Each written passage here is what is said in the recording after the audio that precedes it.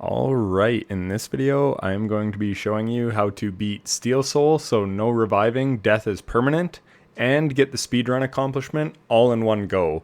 I made this route up completely by myself, just knowing what I know from 100%ing the game, and then I also used, through the Citadel, and especially the Vaultkeeper, I used Blue SR's world record that he has on his channel. He is a Hollow Knight speedrunner. So yeah, I get very lost without maps and things, and you can't really buy maps because you don't have enough rosaries. So you do have to memorize basically the entire route. So I wanted to make this insane 3.5 hour long video to show you guys the perfect route to go. So without further ado, we'll get into it. I might as well not pause it because I'll have lots of time to talk. There'll be some times where I probably just let the gameplay play out. But anyways, rather than saying like, oh, you should get this and get this, if you're like me, I really struggle without maps and struggle knowing where to go in video games. I don't know, like I'm good in real life with directions and things like that, but in video games, I just can't remember where things are for whatever reason. So I practiced this yesterday, and then I was laying in bed just making notes on things I should do. And I looked up various YouTube videos on like where certain things are, like memory lockets and whatever. So I think this is a very intelligent and good route. My run came in just under 4 hours 30 minutes. So right off the bat, we're gonna go up here. I guess I'll get to that in a sec. So I think you can just make that jump, but either way, I bounce off that worm and then we go up here. We want to grab 3 moss berries off the start. This is barely out of the way, and it will allow us to get the thing from the moss druid, which gives us silk. And at points like this, I'm just going to fast forward. This video will show you the complete route, but I stitched together my actual run into my video editing software, and then I rendered that to sort of skip certain cutscenes and things. So here, you want to go up. But yeah, you can literally just follow this 1-to-1, and it will get you the speed run. I almost guarantee it. So here, this is like the only skip that I incorporate in this entire run. All you have to do is let this guy slam, and then you bounce up and hit that mossberry. That is the only pogo skip that you have to do in this entire run. And then you just come over here. So that's the other thing. I wanted it to be beginner friendly isn't the right word, because if you're attempting this, you're obviously a decent player. But maybe you're someone like me that just struggles knowing where to go. So there might be other guides out there. So like right there, I skipped that cutscene. There might be other guides out there saying like, oh, go do this, go do that. But for me, that would be no good because I need to physically see the direction you're going. So right here, we have Moss Mother. This, and for that matter, I will timestamp sort of every relevant part. So you can just find maybe a spot that you're looking for and the way I did it. This isn't perfectly optimal, but it is good for just getting it done. So there, I had a horrible Moss Mother. Honestly, a lot of the boss fights I had in this were bad. I was the high hauls away from beating this in 5.5 hours. And then I called it for the night yesterday before making my like specialized route, which you see before you today. So anyways, all you're going to do is take out Moss Mother. It's very, very simple. Just do it as quick as you can. You can take some damage because you get a lot of hits in on her. So you can just do a quick heal here and there. So then we're going to ascend. And then again, you get stricken with that darkness stuff. And then you talk to that lady by the chapel. And then we get running. So this is the strats that speedrunners use. It's faster than walking in the early game because you don't have your swift sprint or whatever the heck it's called. So that is actually the first thing we're going to get, essentially. Well, we get the Silkspear because you need that to free the Bell Beast. But then the first thing we're going for is the sprint. So basically all you do is go straight through Bone Bottom, and then we're going to work our way up. So like I said, this is where I pretty much need either maps or an actual route to follow. I couldn't just say, okay, now go get the Silkspear. It's over in Moss Meadow or whatever the name of that place is. See, I still don't even know the names of each area, but we'll get there. So yeah, literally just follow this route. And I have some certain key pickups and things along the way. So one of them is this. This is like 20 seconds out of your way, and you're going to get a fair amount of rosaries. Just keep moving forward, and you won't get hit by the rocks. But yeah, rosaries in the early game are quite hard to come by, and you do need them. Again, we're not spending any on maps, but you will see what we do spend it on. So then right here, we're going to go past that little beast fly, and then we go down into here. And I'm just going to speed this fight up because this video is going to be long enough as it is. So yeah, these guys are all really easy because I'm assuming if you're attempting this, you've fully completed the game. Maybe not 100%, but I'm sure you've done all the Act 3 stuff. So these guys are like no issue at all. There you can see I was alt-tabbing because I have a route up. So I, like I said, had done this route previously, so I actually had VLC Media Player on my side monitor, and I was sort of following my route before. So I died once in Mount Fay. We are going for the double jump, and then I also died on the Widow. So I wasn't doing save quits, so that one in Mount Fay was really sad, because I was very far into it, but I wasn't doing save quits. Where in this one I do, because I'm trying to make this as easy as possible, and I'll get into like basically what save quitting is you you quit out before you die, and I'll get into all that when I actually get to a part where I have to rely on that to stay alive. Sure, it sort of defeats the purpose of like doing this flawless, but it's still a very hard challenge, and I guarantee you most people that have probably done Steel Soul do utilize quit saving. So anyways, I choose to talk to the Flea Master just to get the Lost Fleas wish, just because we might come across some fleas along the way, and he's sort of on the way that we're going anyways. Again, it's not really out of the way. So then we're just going to jump up here, and then we keep going up, and then we're going to come over here, and basically we're on our way to get the Silkspear. So we jump up here, and soon you can see the terrain turn green, I believe, unless we're in a different area. Like I said, I struggle so much with actually knowing where I am. So honestly, oh yeah, you can come over here and get some rosaries. Now I'm remembering this. And I think you have to hit that switch anyways to drop that to make it to this spot. And then we can hit this to move this guy. Can't quite make that jump, but that's alright. You see a bunch of Chakra's rings here. And there's Chakra. I choose to speak with her, but you don't have to. Or maybe the first one you actually do have to, but after that she's optional to speak to. Here we go, now we're getting to the green area. So you can see the Bell Beast sign going the other way. Moss Home, that's the name of it. So we're going to take out all these guys because they do drop some early game rosaries, which, again, rosaries are hard to come by in a speedrun. I'm sure there's certain artifacts you could collect too. There, we just do a little mid-air swipe so we don't get hit by its green puke. We do take a little bit of damage, but that's okay. But yeah, if you know where certain artifacts are and they're not out of the way, by all means, grab them, because you can turn them in at Bellhart later for easy rosaries. But how I did this, I had a few extra rosaries at the end, but basically we had enough to afford everything we needed. Here's some more rosaries. We never buy the magnetite brooch, or brooch, whatever it's called. So then we just come over here. Sorry, I am going to speed some up.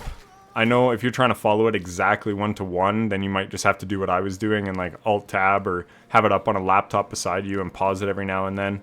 But it's not a big deal. Trust me.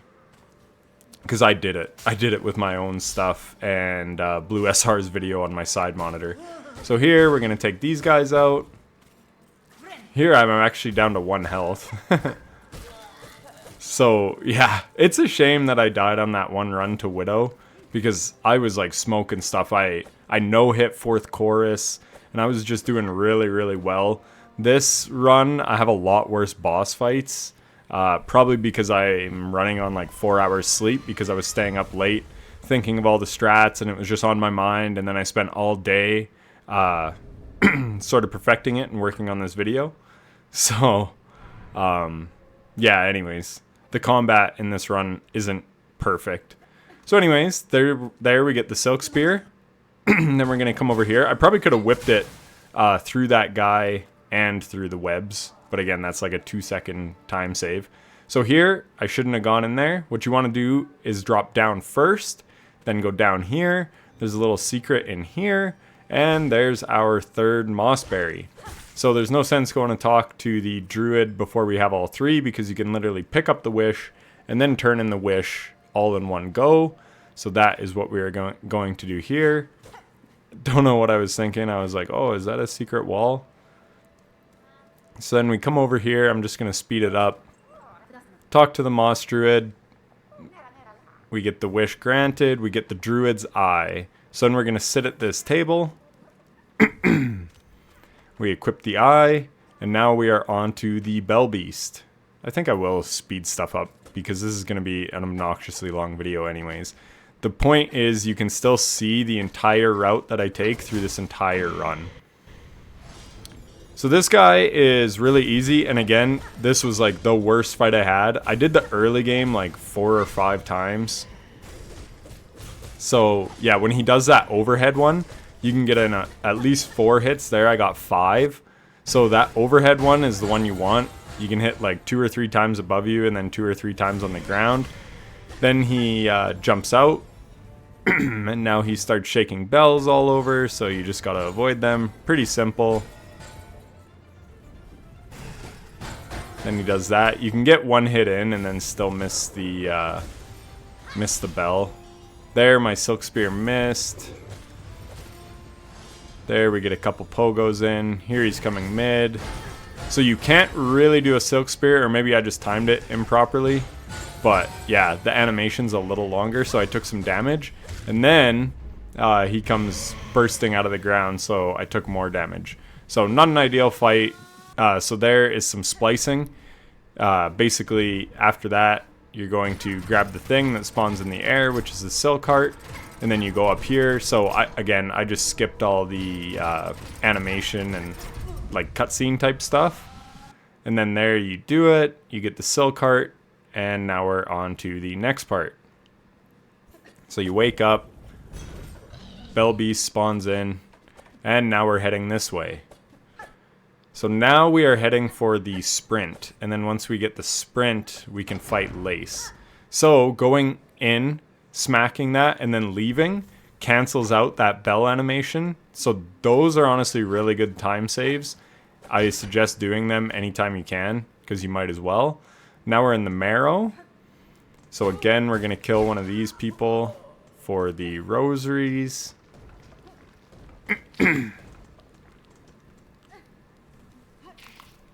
And we're just moving right along. Oh, early game, it's good to get shell shards. This is nice. If you do a Silkspear, unfortunately I missed on that 1 follow-up, so I got hit.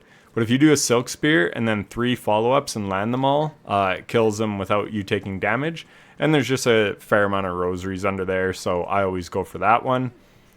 Now we're going to go down, and this is very important. This I was pretty proud of. Because what we want is a craft medal for the Magma Bell. Magma Bell comes in very handy in early game. That is just horrible. Got hit by the porcupine and the freaking spikes. But yeah, so there's a craft medal down here. It's barely out of the way. And we're going to use that for the Magma Bell, which, like I said, it's good on 4th Chorus. But most importantly, it's good on Last Judge. Speedruns and stuff go through the mist. I dislike the mist because it changes all the time. And I'm just not good in it, and I don't want to get good in it. Again, this is my route that I made for my strengths and my play style. So you don't necessarily have to do everything I'm doing here. You can incorporate what you want. Like, for instance, I skip Reaper Crest, but it's right on the route. So you could grab the Reaper Crest if you want. I did it on that 5-hour run of mine. And I realized I didn't have to, so on this run I skipped it because I was going for speed. So here we are going to talk to this little guy, Grindle. And then here we get our first tool. So this is great. We get the straight pin, and then we're going to go equip it. So now we have a tool. Tools are nice to have, but in the early game, You don't really need them. But again, it's just nice to have a tool in case we need it, depending like what bosses we come along, or some of the gauntlets. I did use it against the birds on my playthrough on the 5-hour one, and it worked great. So here, do not do that. Don't fall into the freaking lava like an idiot.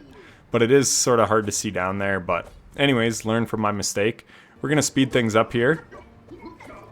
I do like killing those guys with the helmets because they drop rosaries, but there I didn't.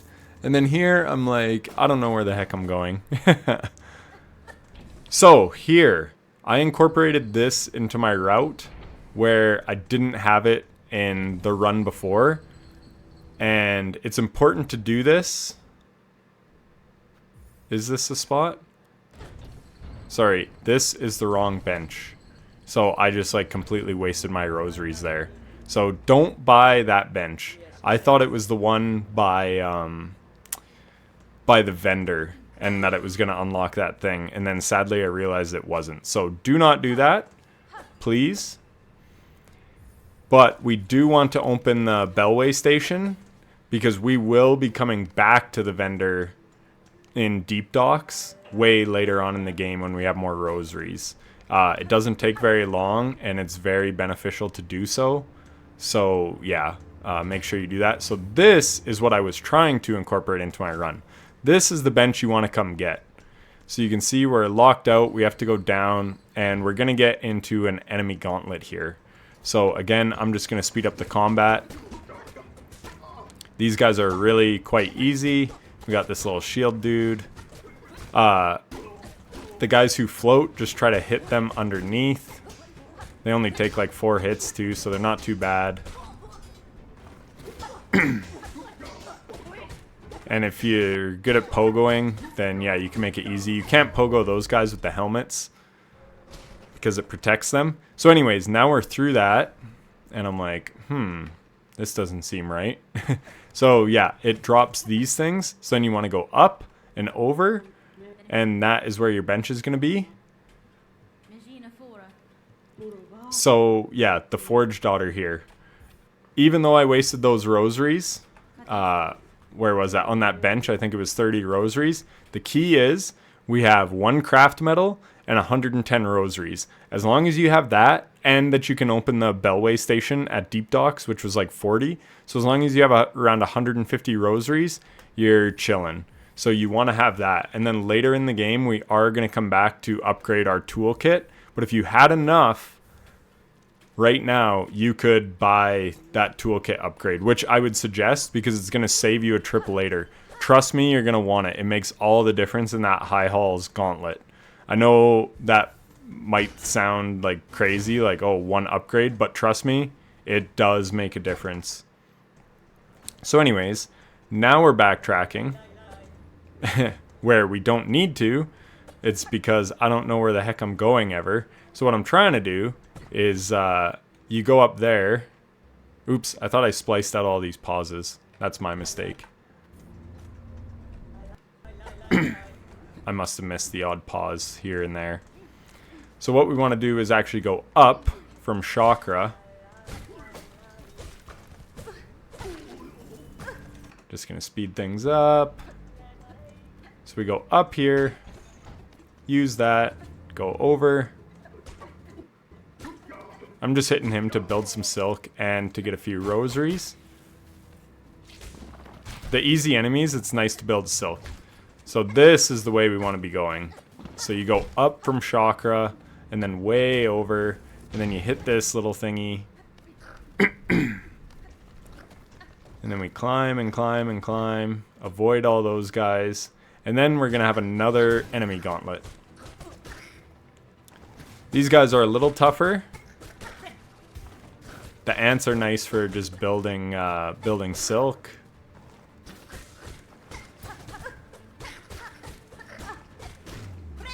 And just like that, we're done. So when you're done with that, you're going to work your way down. Try not to land on the spikes, but there was a rock coming, so just do your best. Always be healing, because this is Steel Soul. So anyways, we jump our way along there, and next thing you know, we have the Swift Step. So just like that, we already got Swift Step. So now we're really moving. That's obviously key in a speed run to get the dash as quickly as possible. So we're going to hit those couple things. There's that bench we had bought earlier. So I guess it wasn't a total waste, because now we can put the Magma Bell on. So could be worse. But again, I didn't need to buy that, but that's okay. So now we're going to go to where I was trying to go. And right there, the Magma Bell already coming in clutch. Only took 1 damage instead of 2. So when we jump up here, we smack this. It's going to open the gate down low. And now we're fighting Lace.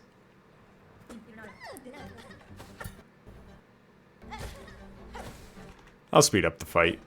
Maybe 1.5 times. So yeah, early version Lace is quite easy now that you're probably used to the second Lace fight. And then we get really unfortunate. We had our... I think that happens twice in this run. Like I said, my boss runs were absolutely cursed in this. So that move right there that she just did does 2 damage, and I only had 2 health. So that could have been bad. But yeah, on that stun when she goes into the lava, you miss out on so much damage. It sucks. And like building silk. So there, I should have healed. I don't know really why I didn't, but... So I take the opportunity to heal.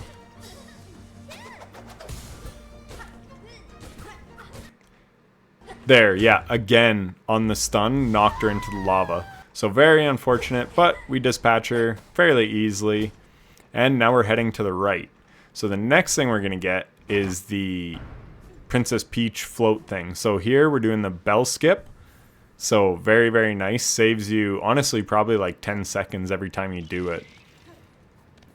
So now that we have the sprint ability, we can make these jumps. Very fantastic. Now we're over into far fields. Again, I'm just going to speed it up a little. Just literally skip all these enemies, though they do drop a decent amount of rosaries. But again, if you just stick to what I do in this video, you're not really going to need to farm the rosaries.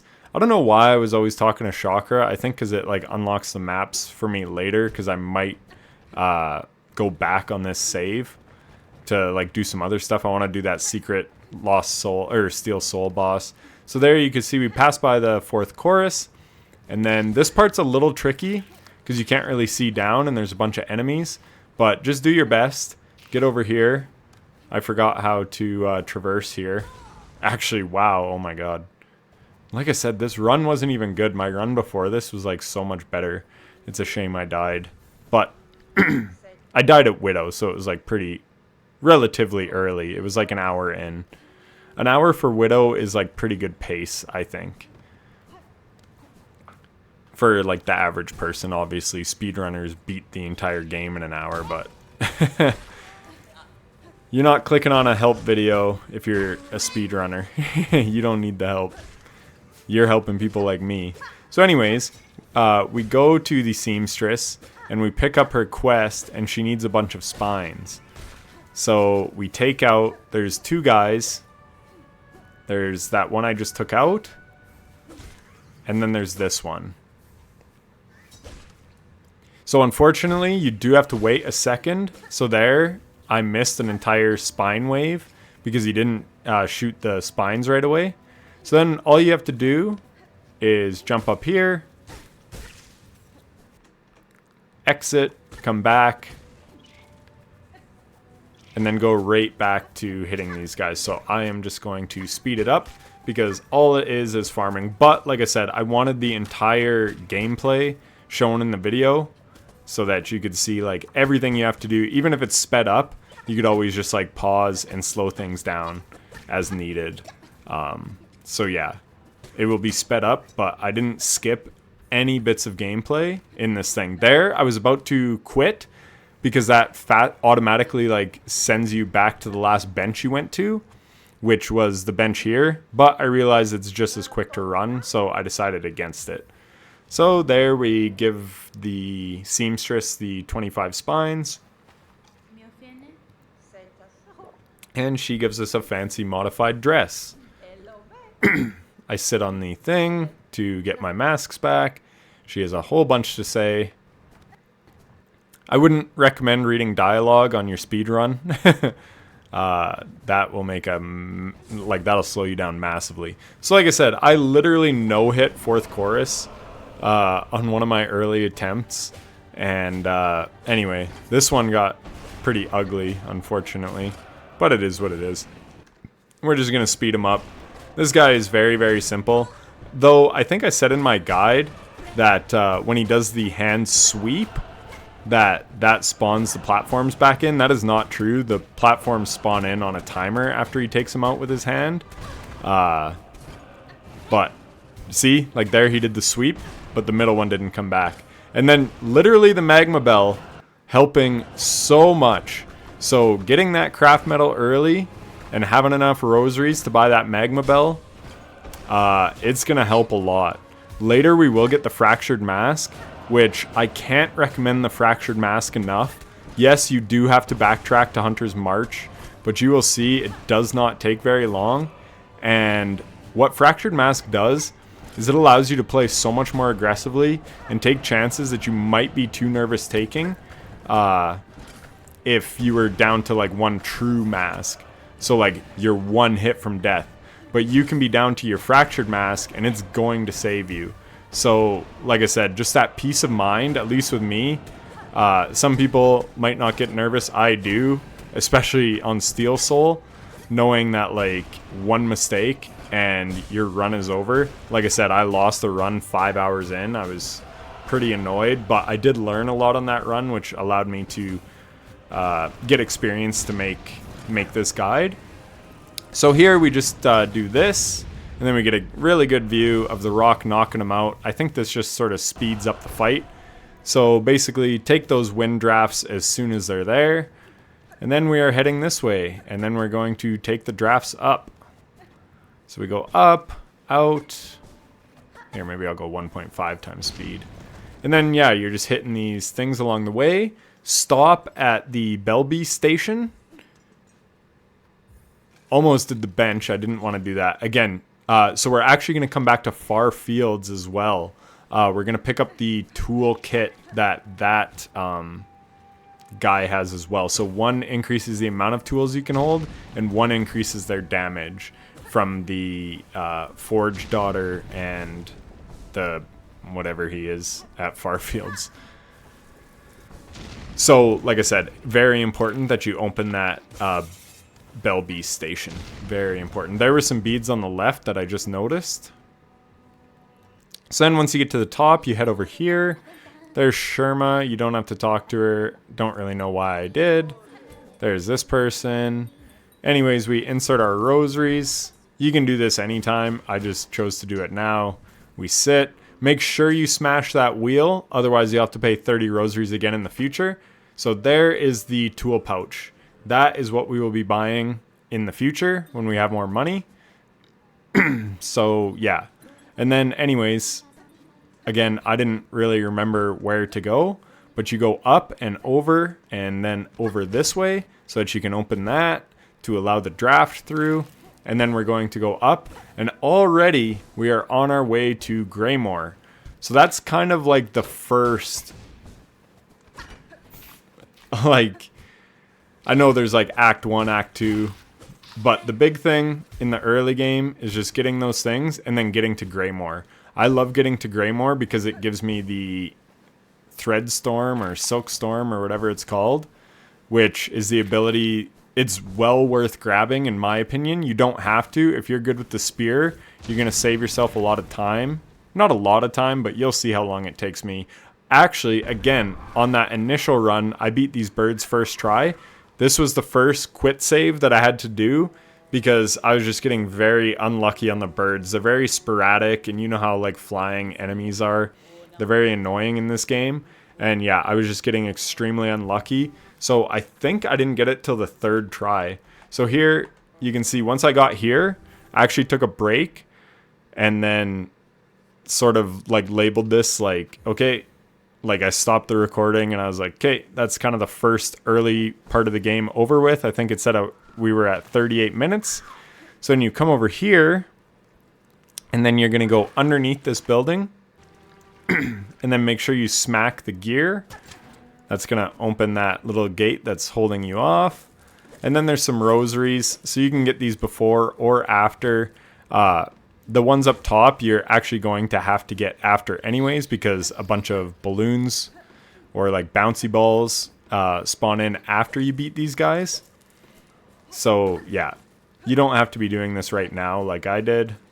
You can do it whenever you want. So anyways, we come in here and we're going to fight these birds. I wonder if I showed my bad run. I can't remember if I spliced it out or kept it in to show you like an example of like, okay, if things are tight, just quit out and live to survive another day and fight another day, because yeah, like I said, you're 38 minutes in. Sure, it's good to get early game reps, but that's why I made this video. I do the reps for you so that you can just follow my guide for the best route to take, so you don't have to learn things the hard way like I did. So anyways, this guy can hit for 2 damage. He has like this big like sort of claw attack. And yeah, it's very scary. So like I said, in the early game, when you don't have Fractured Mask, there it is. That one hits for 2. So I did parry it there. But yeah, I got really unlucky on both of my runs that I had to quit out. Like I said, the one run that I did in the 5 hours, my boss fights were like so clean. I was like dialed. And there, oh my god, that was like insanely close. So I almost lost it there. Like that freaking guy, while I was healing, he almost took me out. So this was, I think this is the last wave, but this is where it gets really hairy, because that guy's chucking things at you, and I should be using my tools. I know I used my tools more in that run where I got them down like quite easy. But again, I don't want to say it's like RNG. I mean, it is a little bit, because just how, like I said, just how weird they are. But you could see the Moss Druid was also helping a lot there. I took some hits and I was able to get my Silk back for a heal faster than I would without it. So for how quickly you can get those Moss Berries, it's super, super good in the early game. Like without Fractured Mask, it makes a big difference having that Moss Druid. So I really like it in the early game.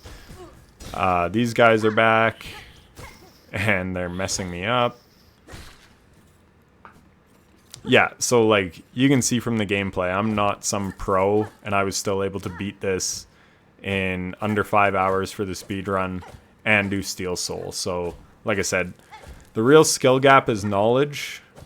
I mean, you do need some skill, obviously, but yeah, knowledge is the big key. And like I said, for this run, I think it works really well with the strats that I came up with. So then we just quit out to go back to Chakra's bench. So now we're 47 minutes, so we were 38. So like I said, I think I had 2 attempts, so wasted a little bit of time. You can see me alt-tabbing again to see where the heck I go next. So we go up, over. So once you do that, so I had went back to the bench to just get all my health back and my tools and stuff. And again, I freaking first tried the entire thing on that other run. And then when it counts, the one that goes on YouTube, I can't freaking platform. But anyways, what you do is you go up here, hit this. Then you're going to come back, and basically you're just making your way all the way up. So lots of platforming here. And here's the thing. You don't have to do that entire fight or any of this traversal if you don't want Silkstorm. If you're good with the spear, just literally go left when you get into Greymoor instead of right like I went. That's, like, you will save some time, but for me, and you'll see my Threadstorm come in a lot in this run. It's really good in the High Halls Gauntlet, in my opinion. But, not saying you can't make Silkspear work, but again, this was a route devised for my playstyle.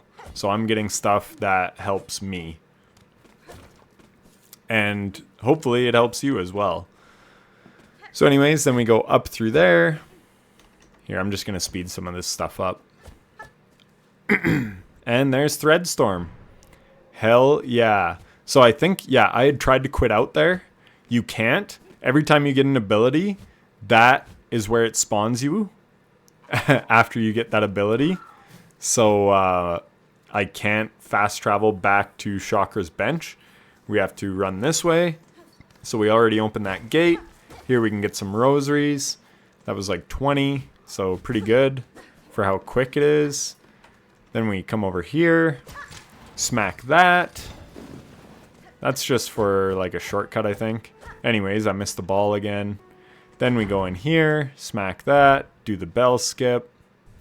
I do like the sound of the bell and the animation and all that, but again, time is of the essence in this run. But yeah, the sounds like the sound team in this game is just awesome. Like, I just love the sounds of Hollow Knight and Silksong. They're so good. Like that little freak, that pilgrim. I hate those ones that throw the coins. So anyways, we're going to drop down here, come over here, and here we can get a bone scroll. We can turn that in at Bellhart to get some easy rosaries. Here we're going to take these guys out because again, they're... So I was so used to having the spear on, and like the whole reason I did all that was to get Threadstorm, but then I tried to throw the spear because muscle memory. But that happens. So 188 rosaries, we're doing all right. Here you got to go up and around. Very simple. Then we enter here, have a little rest, go talk to Nu. You don't have to at all, but she does give you the Hunter's Journal. So then you can start working on your journal. It's not very out of the way. And we're actually going to be coming back here as well. You'll see why when the time comes. But it's very important that we do come back here. So we're going to... Oh, here we got a little gauntlet. But we're going to have to unlock the Bell Beast fast travel in Greymoor as well. We just don't have what we need right now. So we have to come back. These guys are annoying. And ironically, the spear I think would have been better to have right here. Just because of how these guys attack. And it's probably better for the Moorwing fight, which is where we're headed as well. But it automatically puts on Threadstorm. So I just kept it on, I guess. But in hindsight, should have kept Silkspear on until Sister Splinter. You definitely want Threadstorm for Sister Splinter, at least for me. Again, you'll see why. So anyways, I didn't even have to sit here for all this animation. I don't know why I did. I'm literally just wasting time waiting for him. Once you pay the rosaries, you can just get out of here. But again, these are things that I gotta learn. And then there, I went right for some reason. We get lots of height, which is nice because I think there's enemies on the ground. So we kind of float past them. And now this was the one part of the run that I actually had memorized. Where I like didn't need to be watching my previous video or anything like that. So we come up over here, over there. And then you kind of just wind your way around in an S. So like I said, I actually had this memorized. So in that other run that I keep talking about where I like did the boss fights really well, it was honestly cleaner than this one. Unfortunately missed those rosaries. But I had got the Reaper crest because I thought you had to do the Reaper area to get through to the next spot. You do not, but if you want it, there it is right there. Chapel of the Reaper, I believe it's called. However, I am going to skip it because I'm just a OG main. I just run the Hunter crest. I'm just used to it. Haven't played around with the others too much. And for something like a speedrun, that's actually fine. It's probably good to be used to this. Make sure you open that. It's just going to help with traversal later on. Now we drop down here. You can see the signs for Bellhart. We smack this down. I saw some rosaries over here, but it's only a few. Literally 4. So probably not worth running over, but it's up to you. I mean, every rosary counts sometimes. So now we're on to the Moorwing fight. I can't remember how well I fought here, but we'll watch it.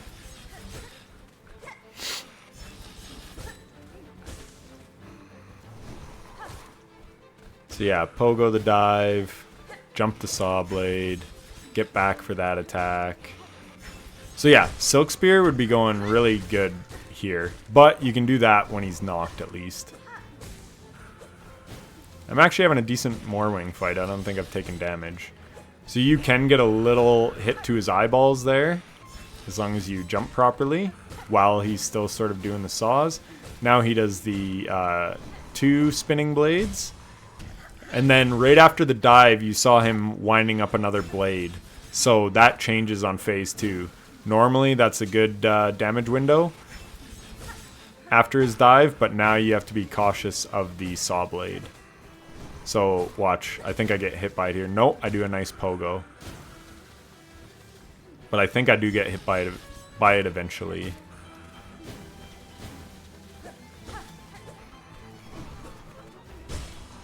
Nope. So yeah, even when he has it, as long as you jump above it, you can get hits in.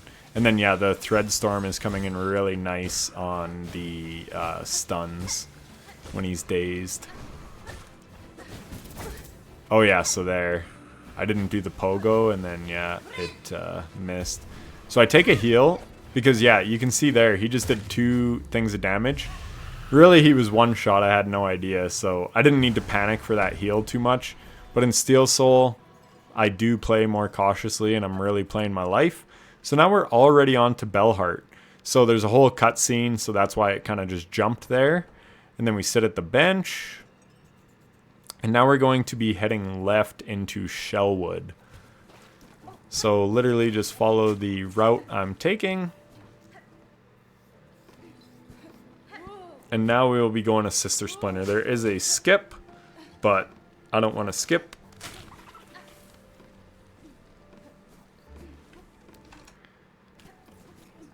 So yeah, just follow this long route. These guys, don't forget they spawn a little bug after you destroy their shell. Jump up here, jump over there.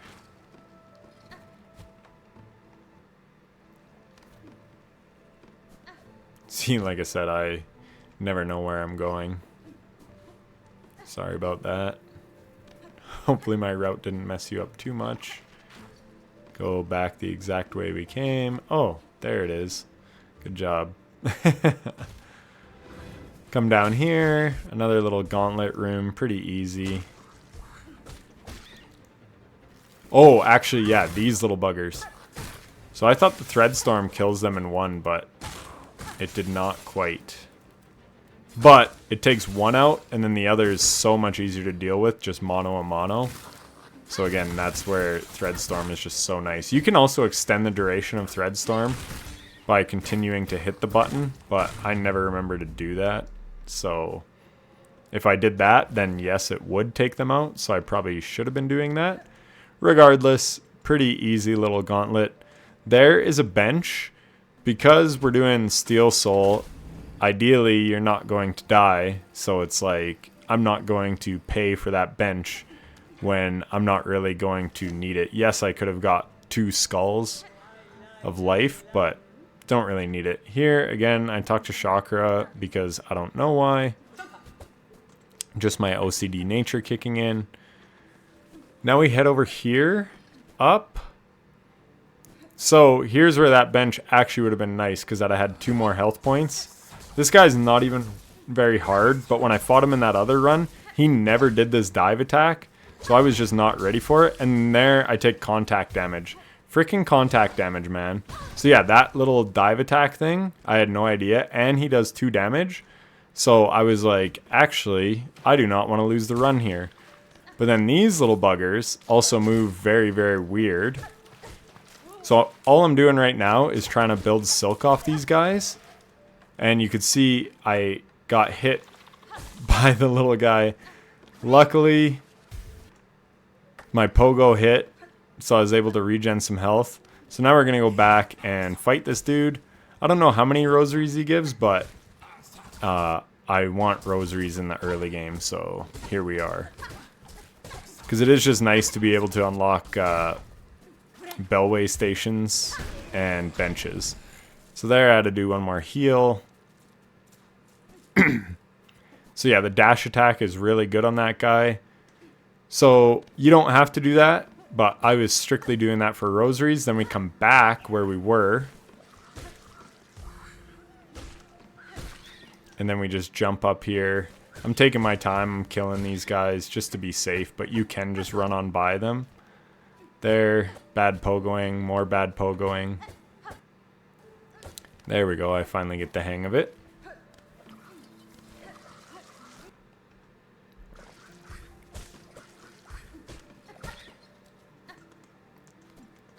Now we're gonna go to this Bellway station, insert our rosaries. Unfortunately, that side is blocked off, and that's how we get to Blasted Steps, which is where we'll be going next. But you have to go under and around to actually get to that bench and open that door. So anyways, there's something up there. I think it's probably for the polyp pouch. So we're just ignoring that. These guys are great to farm silk off of, so I took it as an opportunity to fully heal. And then took him out. Now we come over here. And we get to Sister Splinter. So I'm going to show you what happened. Again, I one-tried Sister Splinter the time before. You can see the fight's going perfectly fine. But I had to quit save again. Because, like, what the heck is that? That is... I don't think I've ever seen that many. Maybe? I don't know. It's been a minute since I fought her. And then there... So I screw myself by running into it. And then it's so tight.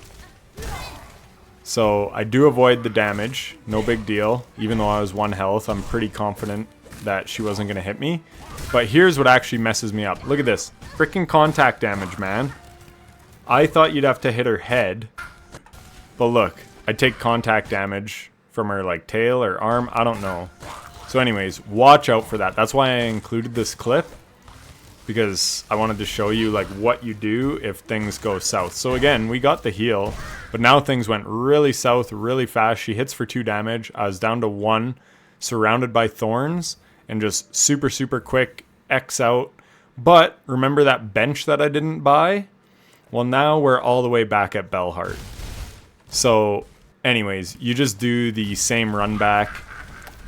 I didn't show the run back because you're not going to need to do it because you're not going to die to Sister Splinter. But worst case Ontario, if you do everything that I did, you're just going to have to spawn back at Bellhart. So I just wanted to include that just to show like really how the quit saving works. And if you are worried about dying to Sister Splinter, which I wasn't, like, I never even struggled on this fight when I was new, but there again, the freaking contact damage, man. That's what messes me up more in this game on these boss fights than anything else. Is legit just the contact damage. So there you can see the Threadstorm does wonders on these little group guys. Unfortunately, I didn't get the other guy down, but we do one again. So yeah, I'm using my silk offensively, which is honestly the best way to do it. There, again, I don't get under him. And it really cost me. So he's messing me up. So honestly, just a brutal fight. My Sister Splinters are usually not that bad. So anyway, I'm like 1 shot away from dying. But again, it's so telegraphed that I was confident that I wouldn't get hit. And then here, when you actually get under them when they spawn in, they're not too bad to deal with. You can just do your upswings.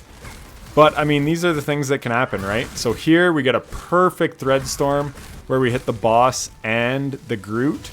And, I mean, that's how Threadstorm should be. And that's why I bought Threadstorm. Because I just find it so good in situations like that for hitting multiple enemies. So here, this time I'm like staying well clear of the boss when it's downed. Could have used actually my Threadstorm when it was downed. Should have, honestly. Because you can build silk like crazy in this fight. And then yeah, we do it there when the Groot came out and we're able to take him down. So not the smoothest fight. There you can see I alt tab again. Because I'm like, okay, where do I go next? So, where we go is this way.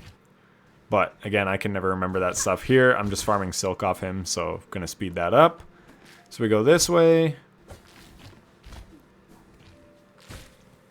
Probably best to kill this one, but you don't have to. And once their neck is out, you can just do an upswing like I just did.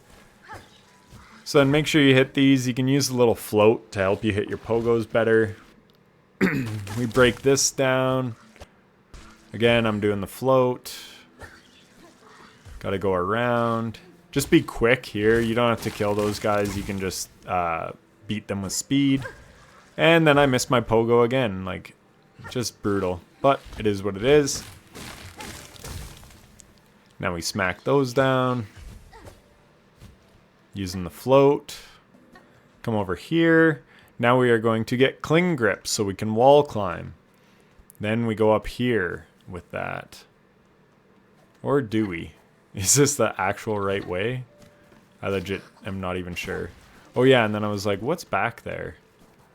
Oh yeah, there's actually rosaries above me there. Do I come back for those? Yeah, I do. So definitely grab these rosaries. They're like barely out of the way and you get 40. So really good yield. I'm really glad I grabbed those. And then we go this way? Yeah. But I'm messing up. Oh yeah, we're not going to that bell. We're going right to Widow. So this is the path to Widow.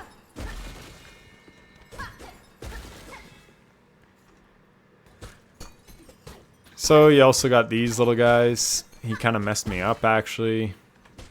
So you can farm silk off the big guys. I take that as an opportunity to heal. I finish them off. Land right in the freaking bell thing, even though I knew that was there. Like I said, I just have such a bad memory for what's where. Here's some more rosaries. There's 30. So we just got 70 rosaries real quick, and they're like barely out of the way. So definitely get all those rosaries. Here, again, we're farming silk before meeting Widow, because it's actually a pretty tough boss fight. It gets chaotic, but I just locked the hell in on the attempt that I beat her. I don't know why I don't just do that every time. I kind of just underestimate it and play sort of nonchalant. But yeah. So anyways, here is what I want to show you. Because I had to stop during Widow because I almost died. And we're an hour and a half in. So got Cling Grip at an hour and 13 minutes. And you can see we were in hour 29. So I guess I died to, or was like close to dying to Widow a few times. Even though I swear I had her one shot on the first run actually. But anyways, so what you can do is load these auto saves. And this is like the biggest thing for maintaining your time. But you can see it's only like got Swift Step, got Drifter Cloak, got Threadstorm. It only auto saves like when you get certain abilities. So it's not very often. However, we get Cling Grip right before Widow. So I go ahead and relaunch that. And now it says we're at an hour and 13. And I got the achievement on Steam. So it's not like you can't do that. So anyways, you already saw the route. So I'm not going to show the route again. We're just going to jump straight to it. But I really wanted to show you that that like save feature, so you can load certain save states. Game changer. I used it at Mount Fay as well later in the run after I get the Faydown Cloak, because I forgot how to get out of Mount Fay. But yeah, that is a very, very useful tool. Is it sort of cheesy? Sure, but like I said, now that I've done this, I could do this entire run, because now I'm making this guide. And that's when stuff helps stick the most for me, is when I actually like made a guide on it and explained it. And then, like I said, also I would have the visual evidence of like, okay, here is the exact route that I took last time, rather than trying to remember, because I can't remember where the hell I'm going. But if I have it in the video, I could just track that. So sure, maybe I didn't do Steel Soul perfectly. I loaded save states, whatever. But like I said, I could do it now. I feel confident in that. And there you can see I took contact damage again. Always taking contact damage. So that was a pretty quick first phase. I was pretty happy with that. And then right away getting hit by the bells. So I'm keeping an eye on the boss and the bells. And only really getting in damage when I know it's safe to do so. Like I said, I feel like I really locked in as I get hit by a bell. Actually, in there I got really lucky. Maybe here's where I lock in. But yeah, sometimes you do just get lucky, right? Like there, I went up for my heal, and the bell just missed me. Or maybe it was my other run entirely, because this isn't that impressive.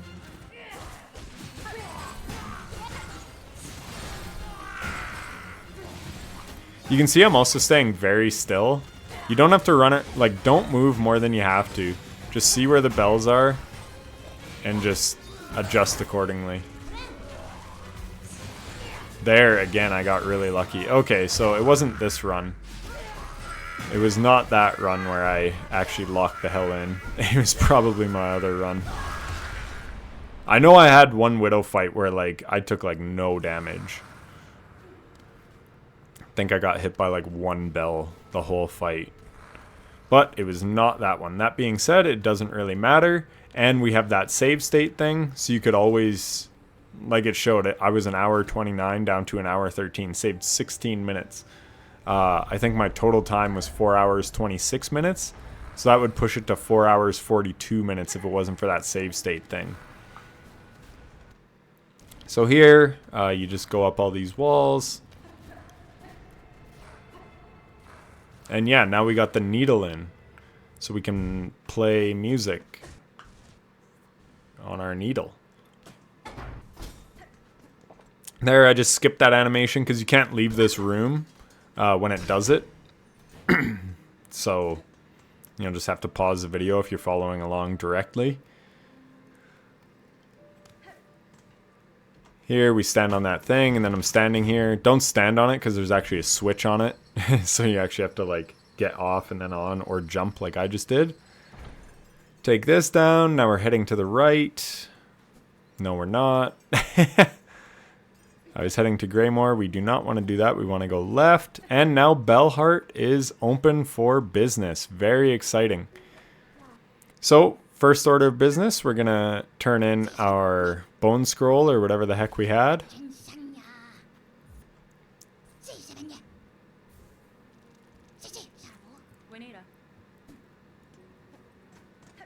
Then we are going to upgrade our needle damage. Do not forget to do this. It will make everything faster because things will die faster. And the quicker you can kill things, the less chance they have to kill you.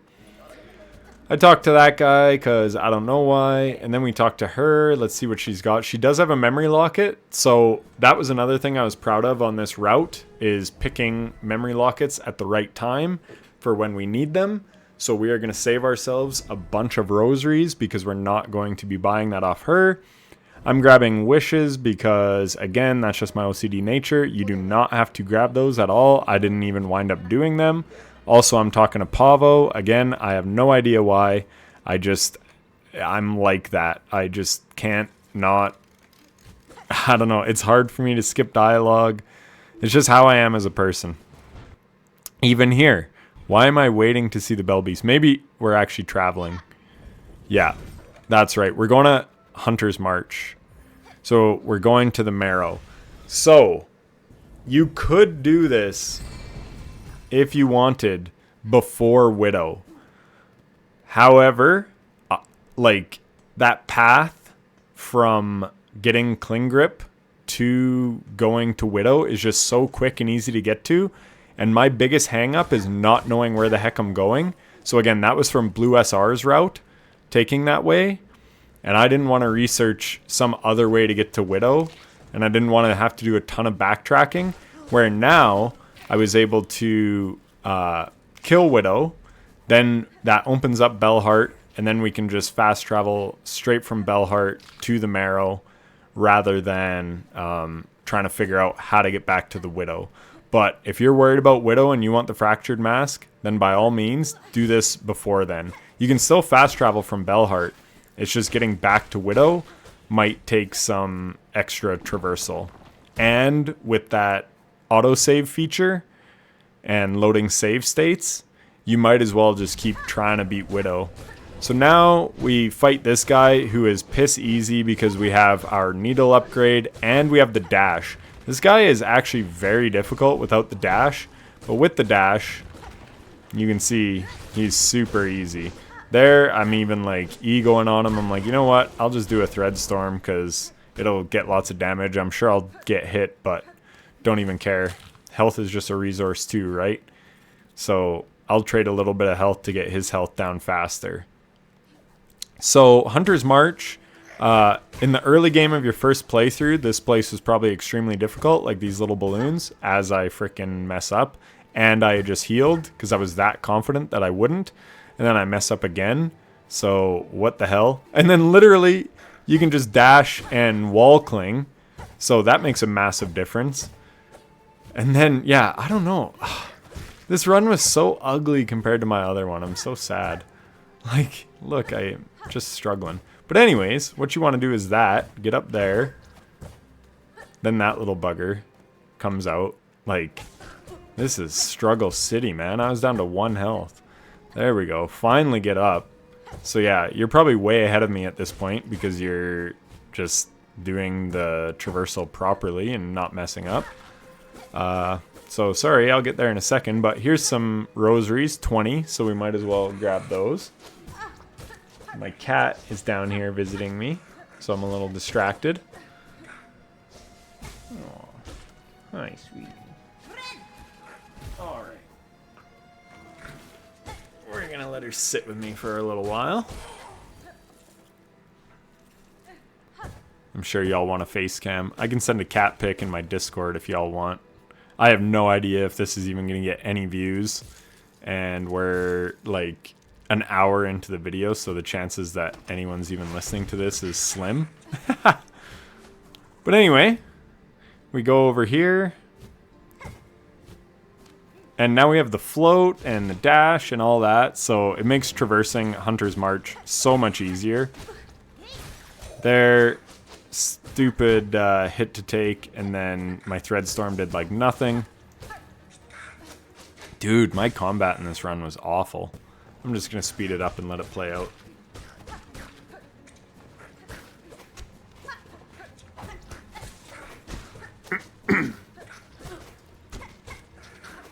So yeah, those flying guys, they can be a bit of a hassle. On my slower run, I was buying maps to sort of learn where the hell I'm going. And Chakra will actually help you here if you had like bought the maps earlier. So, but again, it is not worth it at all. I'd rather take a little longer to clear the enemies than spend all my rosaries and make the run take like way longer. But it is nice when she can help. Unfortunately, we don't get any help from her because, yeah, as you can see, we're buying, like, no maps. This is the end. This is where it gets the most hairy. If I can get them together... There, I should have Silkstormed. That was the perfect opportunity. But I'm just playing it slow because Steel Soul. There we go. Gosh, I missed double jump. That's the other thing. We get double jump because I am a huge double jump lover. I pretty much need it for combat. So there we take him out. We're moving. Freaking ant right in the way. Now we're full on silk. Of course he jumped and then he hit again. Just unlucky. That type of stuff. Take the ant out. Fill our health. Then get all these shards. It's good to grab shards early too, because we're gonna need them later. I can't believe I didn't make that jump. But anyway, this is where we're trying to get to. You can go all the way up, get all these shards, and then we're gonna jump through the wall.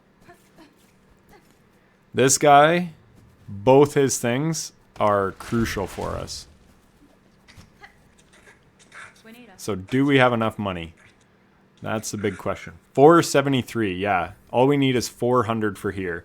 So make sure you have 400 before you even come to Hunter's March. Yes, those guys, you can like fight the ants and whatever on the way to get some, but just make sure you have 400 before coming here. There's better farms than those guys. You can do it just outside of Greymoor. It's a really good farm. So anyways, now we got the Fractured Mask. We got the Boomerang. So we're going to put those things on. So Boomerang, Fractured Mask.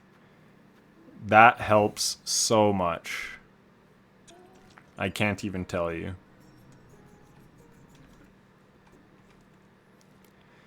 So now we're running across Shellwood, and I think I messed up. Yep, I didn't open that door. So make sure you open that door. I will show you where that door is, but you'd save yourself... I mean, we could check the timestamps. Call it 1:17 when we got there. Now I'm bouncing all around. And I literally don't even know if this is the right way. I'm just sort of hoping that we drop down.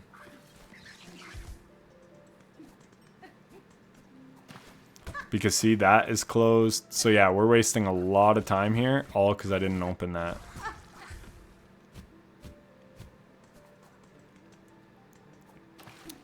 So hopefully you watch this whole video before doing your run, because if you're just following me, you'll have missed this. So anyway, there, now we open that. I guess it's really only like a 2-minute detour. So that's not the end of the world. And then this is one of the quests I picked up.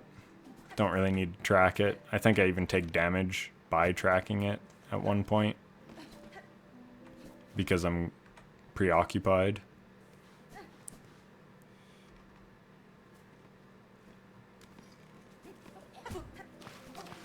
Just gonna speed all this up.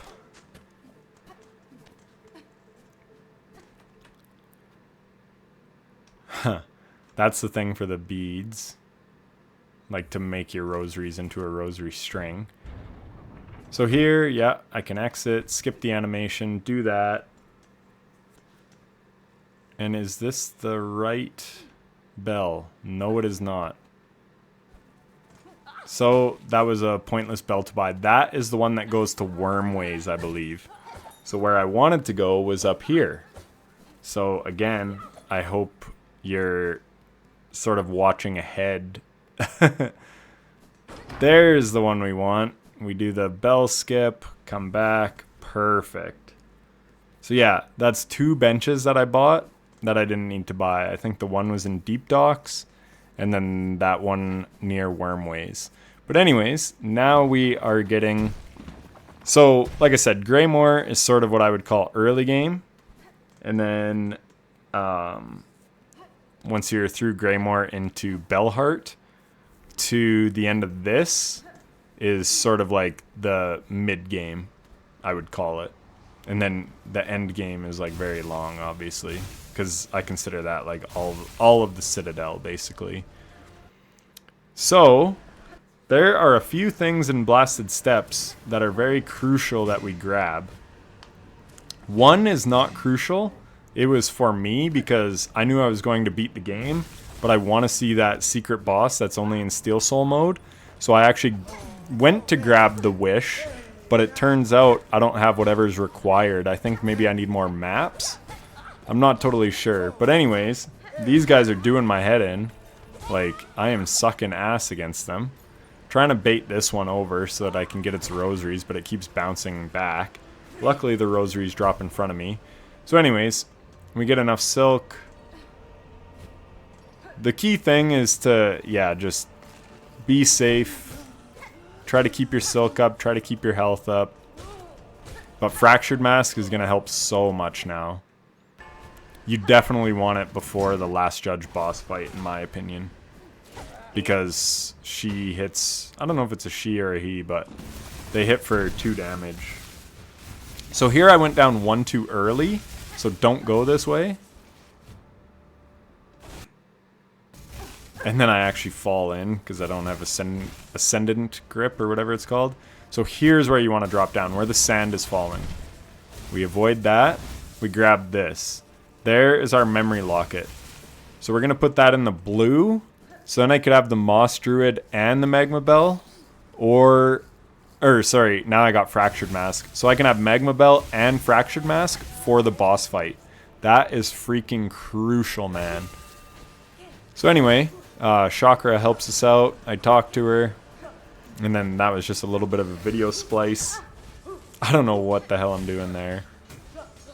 Genuinely, what the hell am I doing? I just go down, dude. Go down. There. Fuck. So then we come across. Now more guys spawn. There we hang tight to the wall. And that rock actually missed us, thank God. This you do not have to come to whatsoever. This is for that secret thing. I've known your type in past. From your presence it is clear that this land too has caught the long gaze of your masters.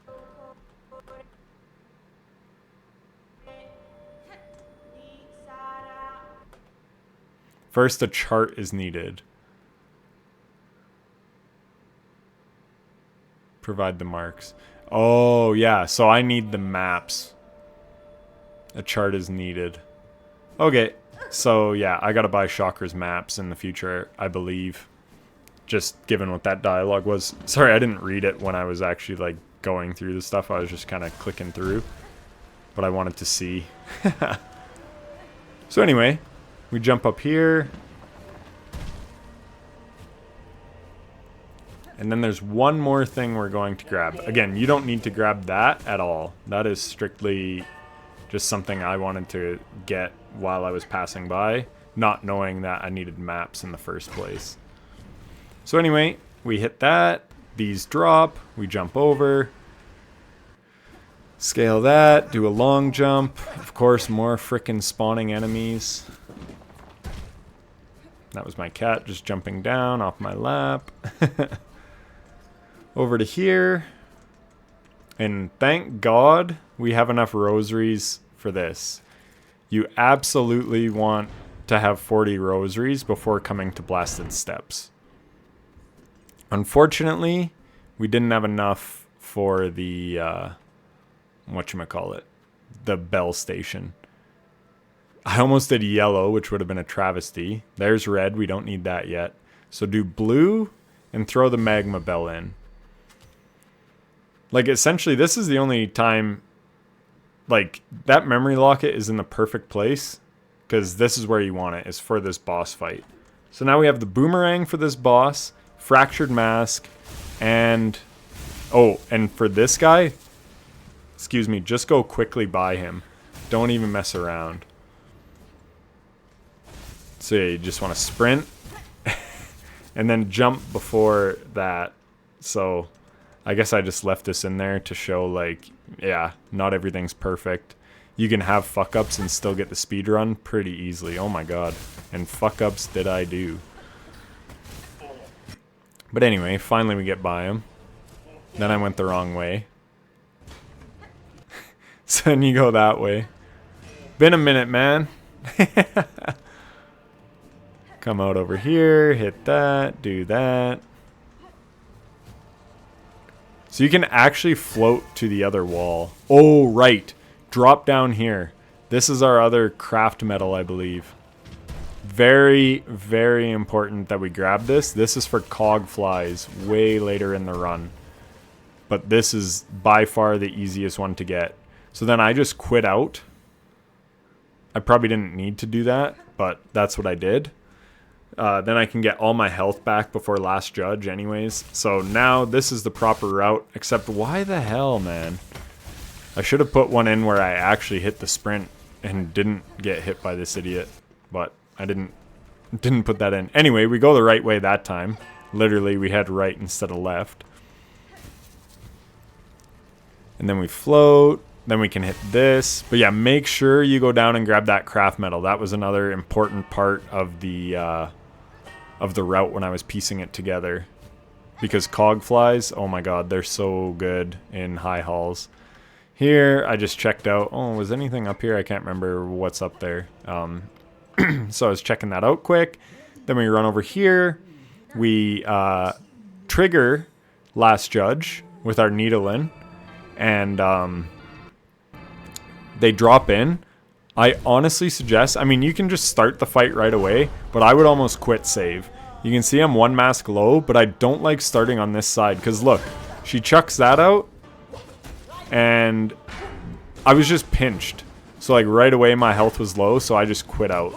Where this time, I'm not pinched. And look at how much better we're doing. Just do the sprint move. It is so freaking good. Look, I'm getting like 3 hits every time. Oh.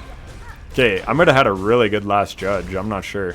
Back up when they do the flame thing because it can hit you even just when they're holding it. Let me know down in the comments when the fight is over and the last judge does that explosion thing. Will it kill you from full health or only if you're low health? Does anyone know? Because it is quite an explosion. I've been paying more attention now. Oh, that was a nice boomerang to get the stun there. I was like perfect distance away. Yeah, the boomerang is awesome on this boss. The moveset's really predictable and easy. Well, I mean, easy and difficulty and stuff is subjective, but for me, I find it not too bad. Another perfect distance boomerang. If you get used to that boomerang distance and you can get it on an enemy as it's curling back, especially a big one like Last Judge with big hitboxes, it does great damage. So again, that is why it's so important to go to Hunter's March. You could check the timestamps and see like how long it actually took to get through there. But I'm betting it wasn't much more than like 5 minutes. And like I said, the peace of mind that it gives you for the whole rest of the run is so well worth it. There, I should have chucked a boomerang. I must have just been worried because I was so pinched. Again, another great boomerang. Now we're on to phase 3 already. There, I got a little greedy for damage. Also, this boss gets stunned after this. I never noticed that. Look at that. So that's a great damage window after that like big wind-up where they do the flames for a long time. There, I tried to throw my boomerang, but I freaking silk skilled instead. So that was unfortunate because I was perfect distance away. Here we get the jump.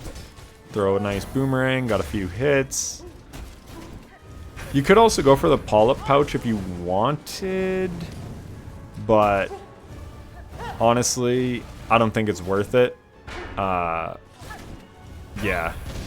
There's just better things to run in my opinion. Later we'll get another skill that was the first time I used it in this run, and I was so impressed with how good it is.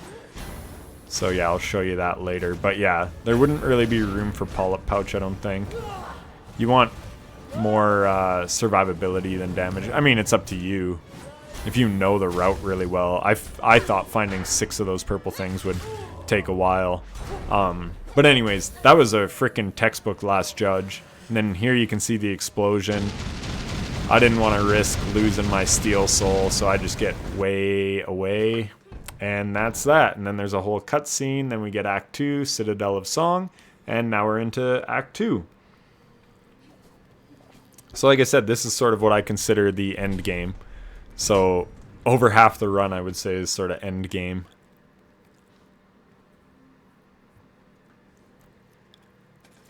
Do not buy this. So more wasted freaking rosaries.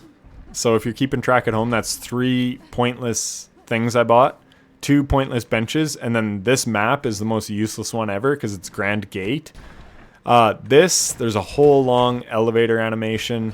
I'm just going to speed it up. Eventually it sort of gets stuck and then you break the latch off and then it drops you down. And then here, so I wasted 40 on the freaking Grand Gate map. And now I don't have any to get my health back. So I would have been very scared right now. Probably would have just quit saved out and been back at last steps if I didn't have Fractured Mask. Because like 1 hit here and I'm dead. But because we have Fractured Mask, it's 2. So what you can do is instance reset. So they're not aggroed to you when you come back in. So you can see I'm just farming silk off this one guy. I just get 1 upswipe on him. Upswipe, leave. Upswipe, leave. That gets my health back. And now I feel much more confident heading forward. I'm not full health, but I'm looking a lot better than I was. So that is a very cheeky trick for helping you survive. Hit that lever, climb up here, head over here. Now these are free maps. These are worth getting because you just pick them up. So that's nice. See, I don't have the quill or nothing. So we can't get up there yet.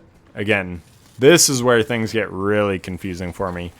Like, I could probably do most of that early game stuff. Like, I know my way through Greymoor. I know my way decently well now through that whole early game, because I did do the early game like 3 times or 4.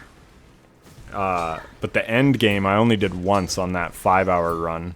And yeah, like coming up here, that was pointless. So what you want to do is go down, then over, avoid those big blocks. Then we got this guy. Again, this spot is pointless to come to. I'll show you what you get, but I think it's like a bone bundle or a shard bundle. So I did not need to come over here. Yep, shard bundle. So if you want that, go that way. If not, head that way. Again, can't get by there. So I don't know if that ground, it sort of looks like it eats you up, but it might just be rocks also. This guy freaking got 2 damage hits on me. Pretty brutal. Here we're going to run across. See, I'm jumping over those, but I don't think you need to. It's just the ground looks weird, so I'm like playing it cautious. Try to get through that door before that guy stabs us. There's a spool fragment, but I can't remember how to get it. These guys suck, but you can just hit their little things they throw, and that will like deflect them so you don't take damage. But either way, I just get the hell out of that room. Now there's these guys, and I'm just going to play them really safely, because again, my health is pretty low, and then I freaking get hit. So again, if I didn't have Fractured Mask here, I might have just quit out. So like I said, Fractured Mask just gives you that confidence, and that actually saves you so much time in the long run. Because there, now I'm able to get my masks back, and I was able to take them on. But like one screw up there, oh, and you can see I just popped that right away, because this is Steel Soul mode, so you're never gonna lose your silk because you just can't die. If you die, it's game over and your save is wiped. So, but yeah, with the Fractured Mask, it's like now I'm 1 health away from full health, because I had the confidence to take that guy on because I have Fractured Mask. Like I said, the mental aspect that it helps you with is just so crucial. And then, like I said, it also saves you so much time in the long run because you feel like you can take those chances.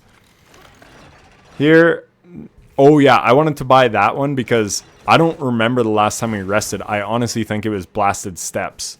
So, thank God I rested there, because the next spot I actually did quit save out of, and I'll show you why. They're very unlucky, super unlucky.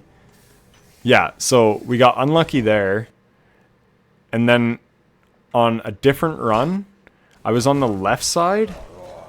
Maybe this is the run that I cleared. Yeah, it is. And I only went in with 3 masks.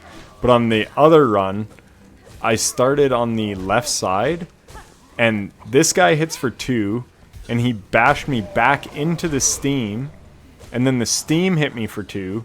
So instantly, my like mask was broke, and I just like panic quit really fast. Watch out for that guy falling from the ceiling. There, really nice thread storm.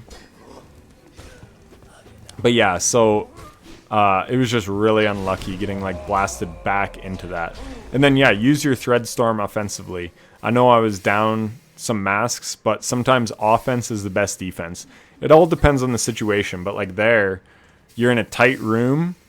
It's better to just take them out quickly rather than try to find a tight window to hopefully heal when everything around you can easily kill you. So that was really good use of my thread storm there.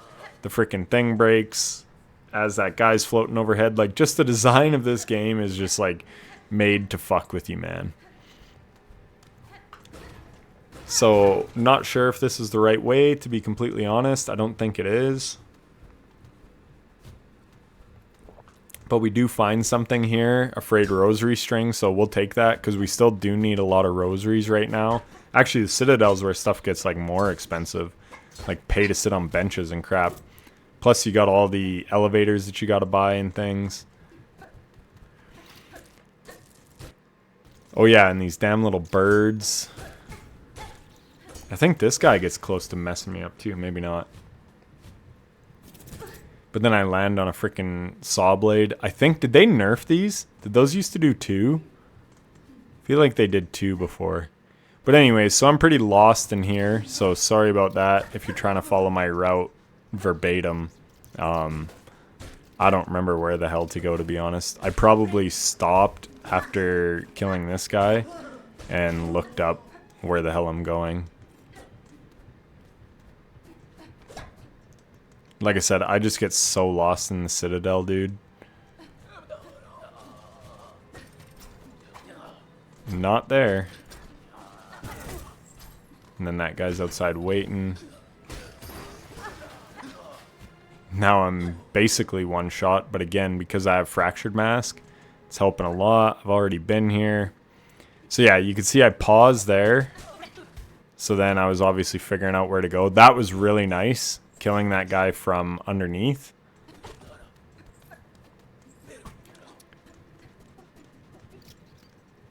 So yeah, I probably should have said this at the outset, but it's probably best to watch like each section, and then you can find the part of the video where I'm actually like going the right direction and doing the right thing. Because yeah, there I was sort of lost in the sauce. Still am, it looks like.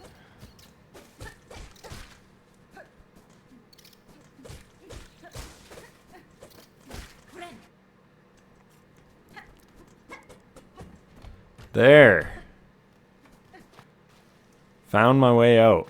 So next we want to go to the Great Bellway Station or Grand Bellway Station, whatever it's called. So we come out here. No idea where we are.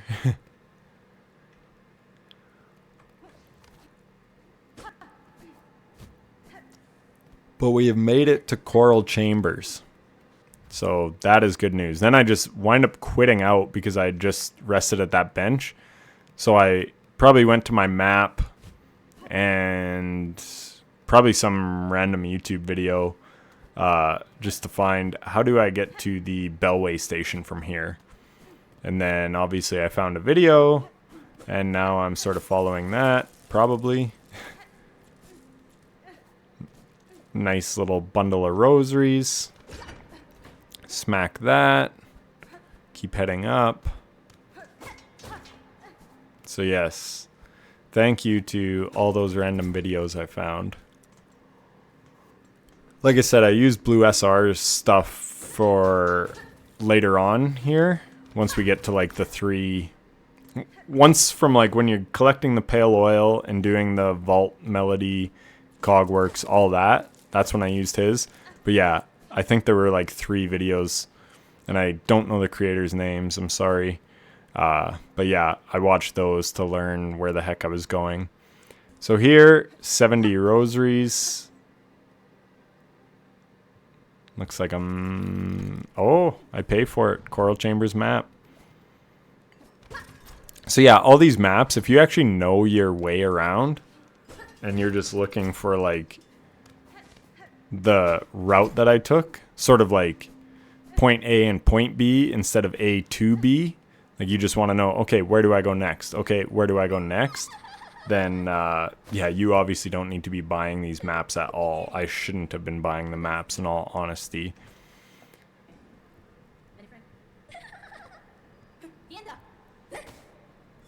But eventually we get Lace to spawn, so that's good news. Just gonna speed that up.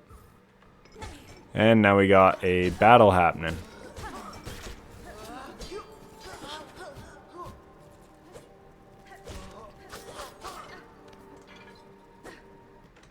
Just gonna speed this up because these flying guys, ugh, they're so tedious.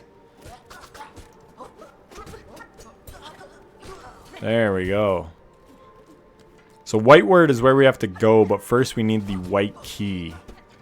So yeah, I think I want to get to Grand Bellway first, or maybe I'm trying to get the white key first. Either way, it's good to kill some of these guys and get some of these rosaries.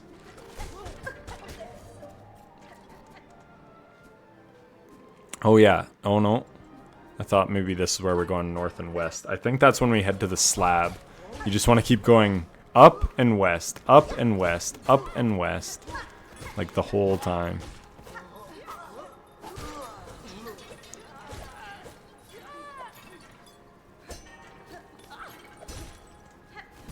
These ones are so annoying, bro. Like, they're so passive. They just back up constantly. We're just going to speed all this up. You do not have to fight these guys whatsoever, especially if you're good on rosaries. You can just head on up to where I'll be going in a second here, which is over to this bench. So now we've benched. That's great news. Now we're heading this way.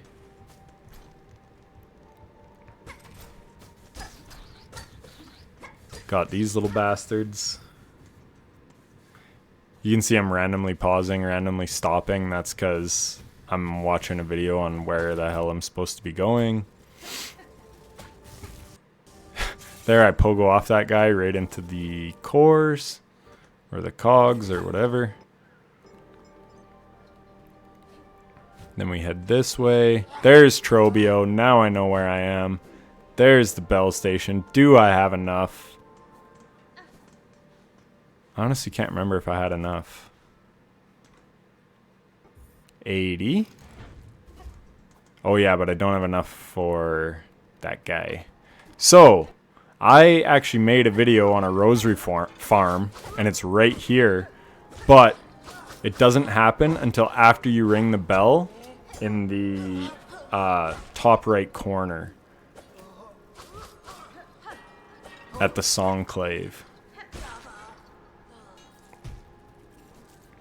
So these guys won't spawn, which is unfortunate because now I have to fight this. See, I need 80. So now I have to fight this random floating guy over and over. So if you have 80 rosaries, just buy the thing and don't even like worry about this part. So we're just going to speed this right up because that's all I'm doing is just benching to respawn this guy. Finally, I clue in that, hey, maybe I should use Threadstorm. Now we call in our Bell Beast, and now we're good to go. So now we're just skipping past this guy, skipping our way up.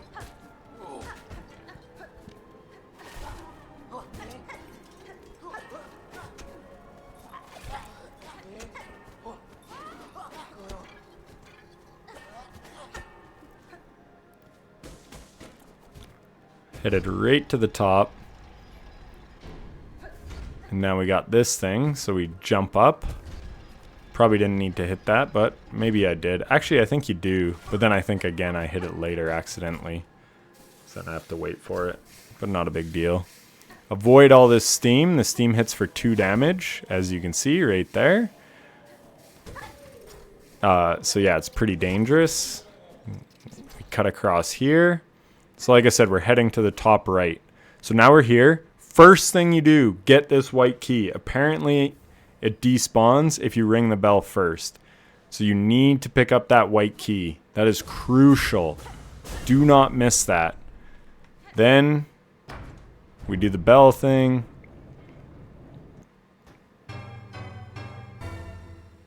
Do. There's me alt-tabbing again. Then we got this guy talking. Then I talk to him again.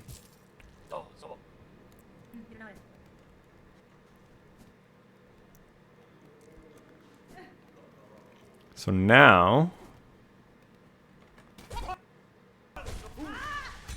oh damn, missed my Threadstorm. So I think I just, I farm these guys a little bit, just to get a few rosaries.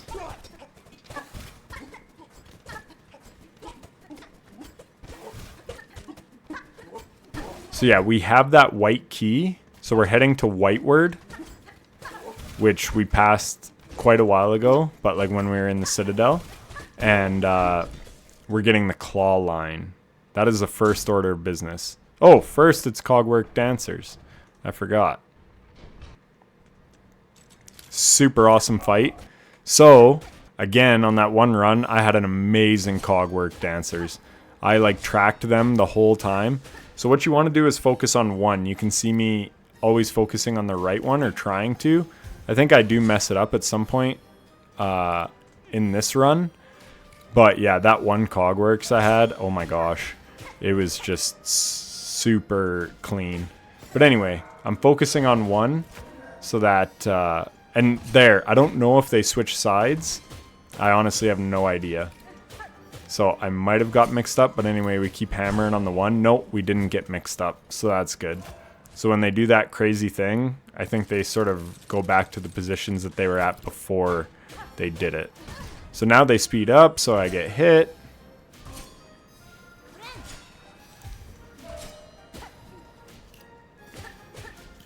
Again, trying to focus on the right one. Yeah, they do. They go back to their positions that they were right before that big crazy move. And when they go mid, I'm not sure. But on the third phase, you can always tell which one is the right because he's the guy that moves first. This will help you a lot because it just speeds the fight up like crazy if you can just focus on one guy.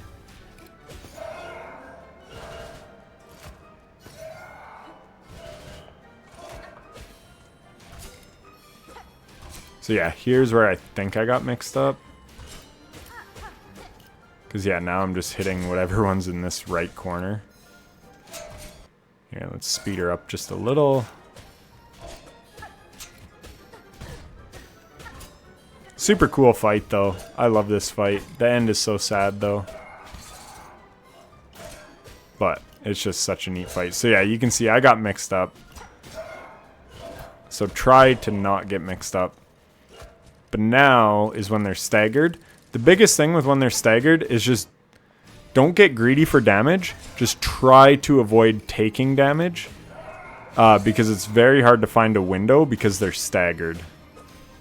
So again, whatever guy's moving first, he's the right one. So then they go mid. Who's moving first? That guy. Perfect. That was close. Then I do get hit.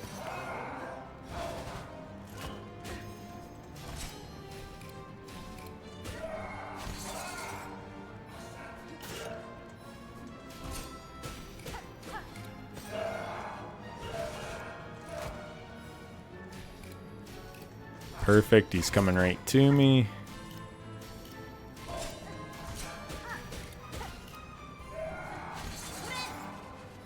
That's about your only heal window when they do that crazy move in the middle. And then we take them out. So not the hardest fight. Oh yeah, and then the final.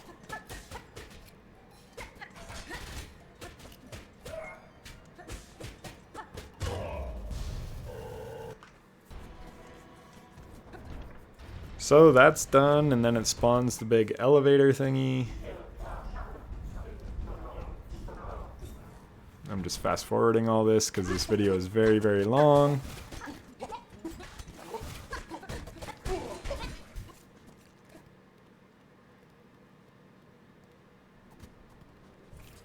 We head all the way back. For some reason I'm talking to people. So now is when we want to go to Whiteward. So there I had quit out because again I went to a video to figure out what is the best way to get here. So because we opened that thing at Grand Bellway, we can now take the elevator. That is so crucial. Opening those elevators is super, super important. And having the Bellway station. So now that we've rang that bell, now you can see those guys have spawned. And we will farm them in a bit. Because we will need rosaries again. But it's a very quick farm. It's like 5 minutes and we get all the rosaries we need and then some. Because I do finish the game with rosaries. If you wanted to really optimize this, like I said, don't buy those maps that I had bought. And honestly, like, just tally up the rosaries that I use throughout this run. And then you'll know exactly what you need. And you could even make like little notes like I need this many for when I'm at deep docks, this many for wherever. Like that's what you'd be doing if you wanted to really optimize. There again, I tab out. So here we're going down, and there is Whiteward, and we're going to use that white key on this elevator. There's a bench there, so don't forget to bench. In case things go haywire, then you can just do a quick quit save. So we're going to head all the way left. I'm talking all the way. Then you go up. What was over here again that I wanted? Or maybe this is the route. Either way, there is something down here that is really good. Can't see shit. Bird flying into you.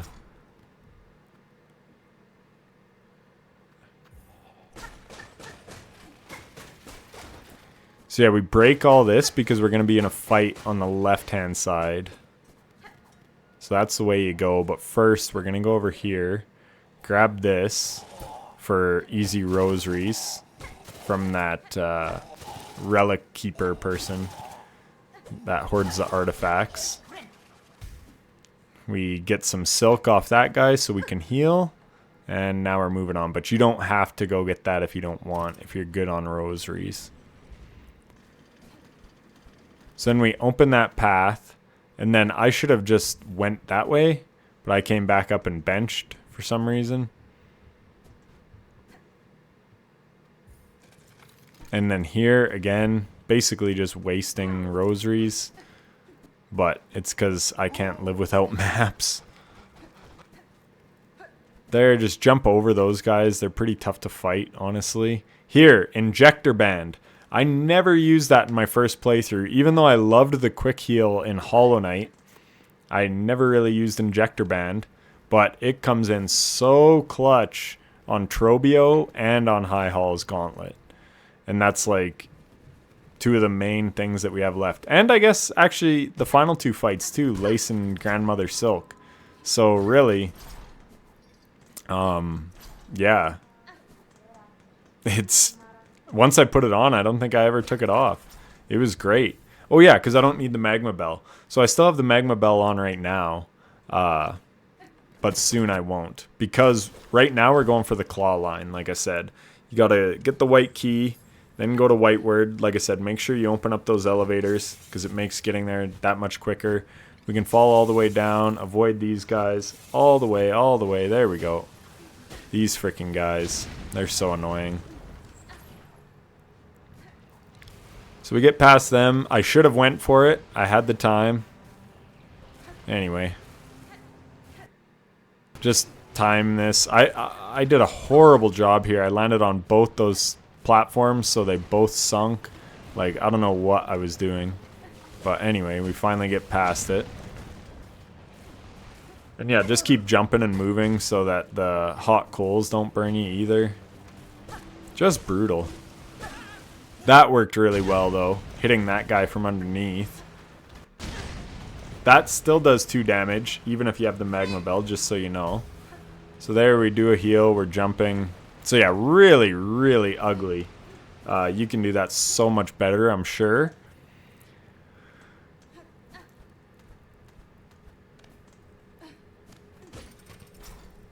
See, even though I did this literally today, I still don't remember exactly where to go. But anyways, we figure it out. And I did my first playthrough fully blind. Like, I did have to find all this eventually. But yeah, it's just a lot of getting lost and stumbling onto things. So anyways, we do the bind, and now we have the Clawline. So this will allow us to get double jump. So that is where we're going next, to the slab. The reason we do that first is... Actually, no. I think we do Vaultkeeper's Melody just because we're here. And you don't need double jump. I can't quite remember now. Maybe we do come back for it. Maybe I should have done it here. I think that's what Blue SR does. But I just like my double jump. So, yeah. I honestly can't remember what order I did things in.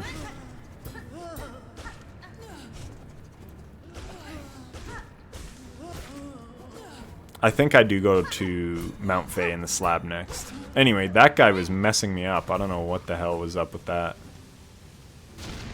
There, we just kind of avoid that guy. Don't swipe right into their bomb. It will blow up on top of you, which kind of sucks. So make sure you attack those guys from the side. I'm just going to speed this up because these guys are so freaking boring and annoying. God, they're annoying. So yeah, you can just do like 2 little hits there. Here I'm using my boomerangs because I don't want to have to redo this. But this is one of those auto-save states because we just got a new ability. That was pretty crazy. But I guess if they both blow up on you at once, it only takes 2 damage, so that's nice. Maybe because it was staggered. Maybe if they go off at the exact same time, it'll be 4. I have no idea. Oh yeah, so what I'm doing here is going to get the other elevator for this area. So yeah, I do choose to come back and do Vaultkeepers after, but like I said, pretty sure Blue SR just goes right into it. But it is so much easier if you have double jump, just trust me on that. So getting double jump is probably a pain for most people. There I went Terminus, I did not mean to do that. So we're just gonna speed all this up. Do not go to Terminus. Go to First Shrine, there you go. And then from First Shrine, we're gonna make our way over to the Slab if I can remember how to get there. Oh, that's a lie. So we actually headed back to Grand Bellway. So we headed to Grand Bellway, and now we're doing this farm because we want some rosaries for when we're over at the Slab and Mount Fay. Thing is, I didn't know how many I would need, but I do remember there being benches there, and there's a Bellway station at the Slab that you really need. You really need that Bellway station so that you can just fast travel back to Grand Bellway. So yeah, make sure that you have some rosaries, otherwise you're definitely going to regret it. So like I said, I think I rosary farm a little overkill here. Oh yeah, I sped it up in my video editor, but now I'm speeding it up on VLC as well, because I mean, who really cares to see this? I have a video literally on this farm. It's a wonderful farm. Great for getting quick rosaries. So there. Now we are on our way to the Slab. So this is the way you take. Like I said, this is the one where you just go up and left, up and left, up and left, constantly. Oh yeah, and those damn spiders. That is another reason that I really wanted high jump. It's because I didn't want to deal with the spiders in the high hall gauntlet. And there's a way you can take them out so they never spawn again. So I'll show you that, but you do need double jump to do that. So again, this whole route was tailored to me. Having Fractured Mask, having Boomerang and Cogflies, having Magma Bell is really good for a few things.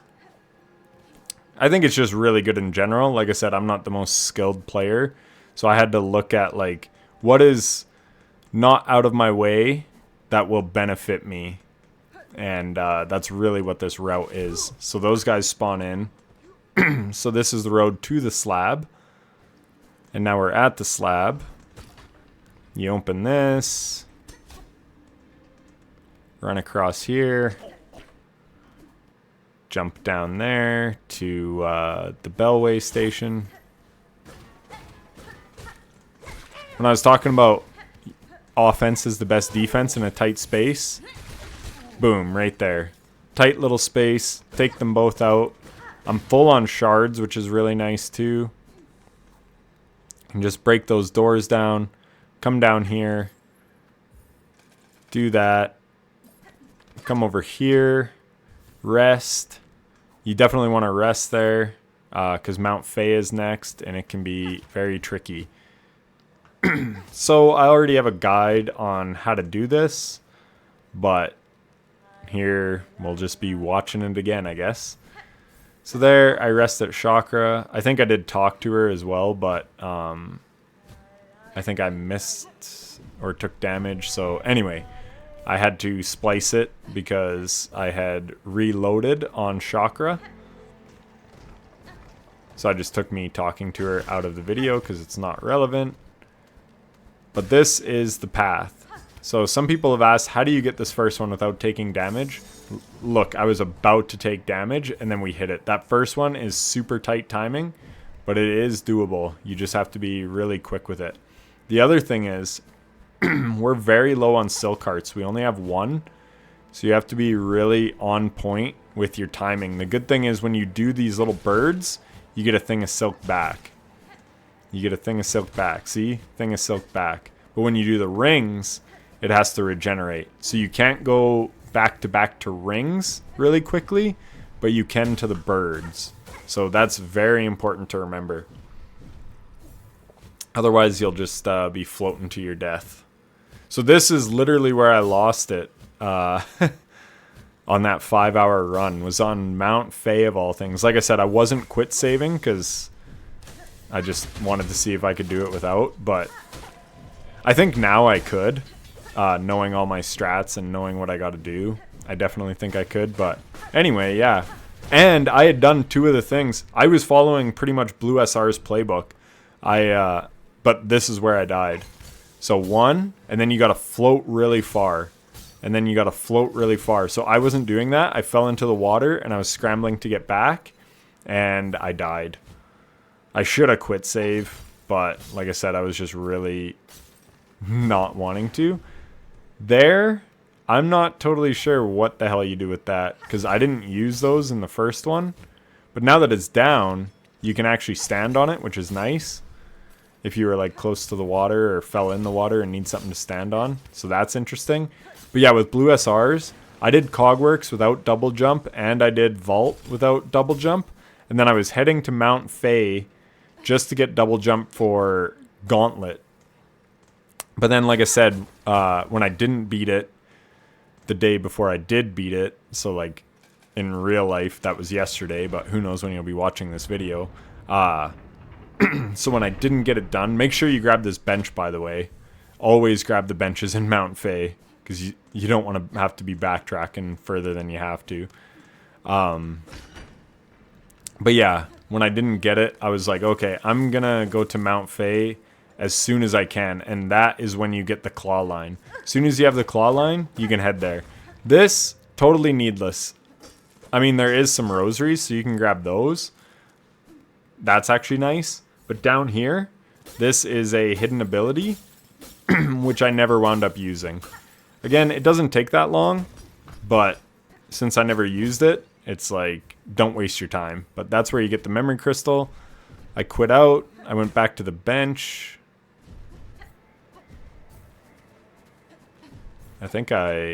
Oh, I'm showing you what happened. Yes. So I skipped ahead, but that's for a reason. So we'll get to this point in a second, but I had got through all this traversal, and then I actually fell down here. And if you do that, you can't get back up. So then you wind up just having to float your ass down and start all over. So I had done super good on the traversal, and then literally I didn't hit that jump. And then I had to start it all over. So I had just wanted to show that. And then there you go back to like where that little Cyclops guy is. So now I'll show you the proper route and like where I fell down. But yeah, that was super unfortunate. So I wanted to include that here so you saw what not to do, and I'll show you where that part is now. So what you do is you just bounce off him, go up there. Like I said, wait for your silk to recharge because you use the ring. When you use the bird, it's instant. When you use the ring, you got to wait a bit. That's why I sort of floated there for a second. Then we jump up, zip line across. Easy peasy. Right into the fire. Perfect. Then we jump down. Try to go fast because, again, the weather is cold, but also don't hit the spikes. Grab the wall, hit that guy. Hit that guy, hit that guy, right into that. Textbook. Perfect. Now here's where I jumped down. No, it's not. It's coming still. Man, that was so unfortunate. Because, like, you got to make it through quite a ways just to freaking screw it up. Right here. So sprint, jump across, and you're good. I didn't do that, and yeah, I couldn't find the way to get back up on this, and you'll see that is where you have to be. So then you exit here, you smash this, and then you're good. So very unfortunate. Anyway, now we're going this way. I think after this is the bench. And I also have a lot of silk right now. Yeah, so here's the bench. So we're going to bench here. Easy peasy. There was spliced because I had went up and sort of forgot where I was going. Got it on the next one though.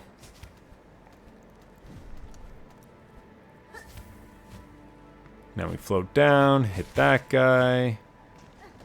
This part you gotta be fast. Zip over to that. Jump up there. Take your silk. I always want to call it thread. The freaking name of the game is Silksong. That part I kept in to show you, yeah, it's tricky. But at least your spawn is like right there. There, we hit it the second time. And are we home clear? Yeah. I actually had my video guide up for that part. Because I was like, okay, what's next? I would kind of pause and stop. Then we float all the way to the top. And then the bird comes and gives us the thing. So we start the needle in. It comes crashing down. There's a whole cutscene, blah, blah, blah. So, like I said, I did the save feature thing here. Because I forgot how to get out of here. So, got Faydown Cloak at 3:04. It didn't show what my time was before. I think it was 3:09. Like I said, it took me 5 minutes to figure out how the hell to leave this place the right way. So then I was like, you know what? I'm just going to restart it. And then even still, I went the wrong way a little bit. So yeah, what you do is you come over here. I didn't break those things, but they do have shards. But I was full on shards, so I didn't have to. I've got 400 out of 400. We come all the way down there, just keep sliding, avoiding the spikes. Come over here, jump down there, hit that lever, jump down here, watch for the birdies.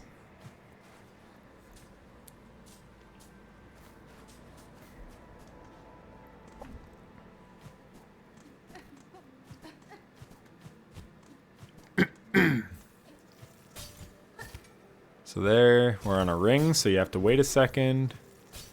So now you're just traversing back where you came from. And then there I almost mess it up. And then here I do mess it up. And then there's that guy. Watch his blast. Got me right at the end, but it didn't register. Float down here, avoid their blasts. As far as I know, that is the quickest way out of here. Maybe there's another way, I don't remember, but that's what I did and it worked. But like I said, it took me like 5 minutes, so once I figured the route out, I just reloaded my save instance. Now we call this guy, and then I go to Grand Bellway, but is that where I want to be going now? I guess so. You can go upgrade your stuff whenever. Maybe I still need rosaries. But anyway, now we got the double jump. So look, you can just jump these guys. It just makes surviving, as I run into them. But it just makes surviving here so much easier. Just can't recommend getting it enough. Blue SR, he beat it without going to get the cloak. You don't need to get it. But when I tell you, it makes Cogwork Core so much easier. Oh yeah, so the reason I took a second to go in that door is because when you load into a new area, you can't interact with anything while those while the text is on the screen. So we come up here, we get the Cogwork Core map. Rest at the bench. So make sure you hit the checkpoints. You're doing this traversal anyways. So like there, that's a checkpoint on the other side. So if you do get low health, as long as you make it to one of those checkpoints and open the gate, it's going to make your subsequent run that much easier. I don't know why I did this, but here we are. Anyway, head on down. Blind jump, but we got the float thing, so we're chilling. And we're just going to go over to here. Like, double jump makes this stuff so much easier as I run into the freaking cog. But Alright, get back to it. There. So that I just jump over and then just dash. Or even there, that was just a double jump. Ascendant Grip would be really nice, but you have to do the Lost Courier quest before you can buy it.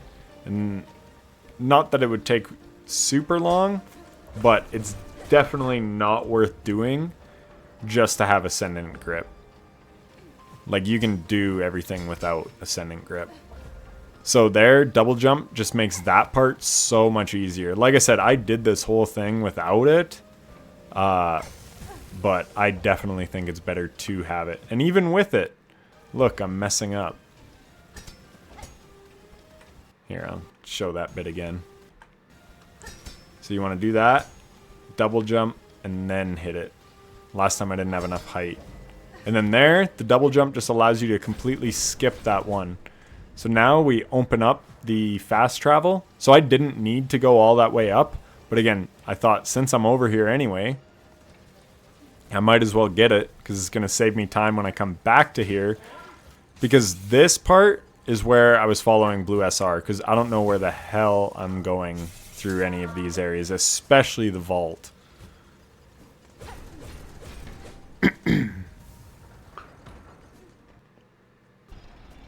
Oh yeah, so there's where I actually hit the thing accidentally. So then we cross that. We go all the way along. And yeah, this is literally where I was trying to follow Blue SR, but he's literally the world's fastest player. So I would have to stop his thing and then, yeah. Put it this way, he's hard to keep up to. Here, we'll just speed this up because there's not much to it. It's just a lot of these guys. They're not too bad. We get way up. That's the other thing with Faydown Cloak. You can just get such good height for your heals. Again, in high halls, in that Gauntlet, it is so good. And then, yeah, just pogoing on these dudes, like, makes it so easy. Oh, and then these flying people, too. They can be really annoying to deal with if you don't have double jump. So there, like, I'm 1 health, but Fractured Mask gave me the confidence. It's like, yeah, I'm chilling. So yeah, when there's a whole big wave, I'm trying to just use my Thread Storm.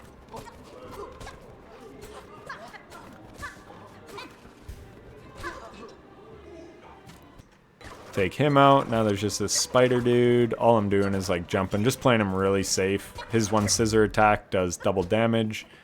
So yeah, you want to avoid that. So here, we are going to get the Pale Oil. If there's a way to also do the Vault Conductor's melody, because he's just to the right here, but you need his cylinder before you can go to him. Is there a way to get that cylinder without fighting Trobbio? That's what I was trying to figure out. I Googled it and had conflicting answers. Because you have to get to the spot after Trobbio to like take that elevator down. I just don't know if there's an alternative route. So when I was brainstorming, I was actually going to completely skip Trobbio, thinking I could just do Vaultkeepers without doing them. But I couldn't figure it out. So again, I just followed Blue SR. So we hit that. I'm just messing around here. I thought we had to go toward Trobbio there, but we don't do that yet, apparently. Oh yeah, so without double jump, Blue baits this guy and does a skip. That's what I did on my 5-hour run where I died. I did exactly that. Like I said, I did all this stuff without double jump. It's doable, but your life will be so much easier with it. And being Steel Soul mode, your life is important. Ultimately, all we're trying to do is beat 5 hours. We're not going for record speeds here. As you can see. We're going for safe. What's that quote? Slow is smooth and smooth is fast. So now we got the Pale Oil. That's huge. So yeah. We're going smooth. And then ultimately that's fast because you're not having to repeat stuff because you have double jump and you've got Fractured Mask, so you're not on the edge of your seat thinking, oh shit, am I about to die? So now, once we got the pale oil, then you head toward Trobbio. I grabbed this quill. Anyone know what that quill does? I don't. But anyway, because it was there, I grabbed it. We come over here. We drop down. We hit this. Now we're right at Grand Bellway. But before we fight Trobbio, we're going to go upgrade ourselves. So in hindsight, what I should have done was got the tool upgrades as well. The one in Farfields and the one in Bone Bottom. This would have been the time. But instead, I think all I do... Oh yeah, we're also going to Greymoor. So this, I was pretty proud of this one. This was like one of the last memory lockets I had to find. So I remembered it well. So all you do is go to Greymoor. And remember, that's why we opened the Bellway station. We come up here. Boom. Memory locket. Now we can have 2 tools. And we still don't have our Cogfly yet. But now, when we do get it, we can use it. And we do have the straight pin from very, very early in the route if we wanted to throw on another tool, but I don't feel the need to. Or maybe I do in this run. I honestly don't remember. But anyway, now the next place we're going to is Bellhart to upgrade our needle. Oh, and get some free rosaries with the relic. The Choral Commandment. Now we go upgrade the oil. Or, sorry, the needle with the oil. Come over here. So, I headed back to Grand Bellway. But I think that was a mistake. Oh, looks like I'm using the memory locket, though. So, I will put in the straight pin. Ah, that quill does allow me to update the map. Well, that's cool. So, you can get by without buying the quill. Because you can just grab that one. So then I'm like, oh, let's try this Injector Band. And holy crap, I love the Injector Band. Especially on a fight like Trobbio, right? Because he's so chaotic. So like being able to heal quicker is just so beneficial. So like I said, right there when I put it on, I didn't take it off again. So highly recommend getting the Injector Band on your run. But that memory fragment, yeah, that's not needed. So anyway, we first tried Trobbio. After you've done Tormented Trobbio, his base version feels a lot easier, I feel like. Not that it's easy per se, and like I certainly don't make it look easy, but I definitely have a lot less trouble with the regular version now. But like I said, let me know in the comments if you're able to... if you're able to do the Whispering Vaults without beating Trobbio. I truly don't know. Jump the tornado, try to pogo him. Lots of times I miss.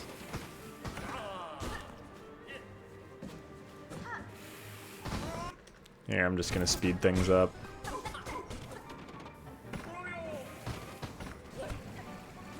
Super cool fight though. Trobbio's awesome. Just so flamboyant. Such a showman.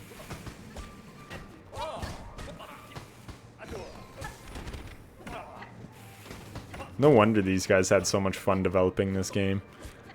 Like, this guy, he's a cool fight, man.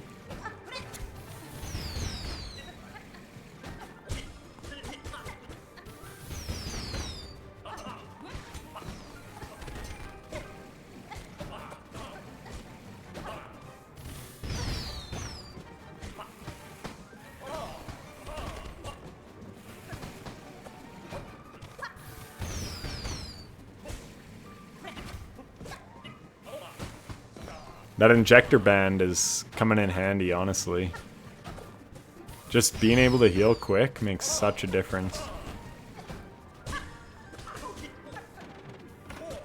It would be nice on Widow, but you can't get it at that point.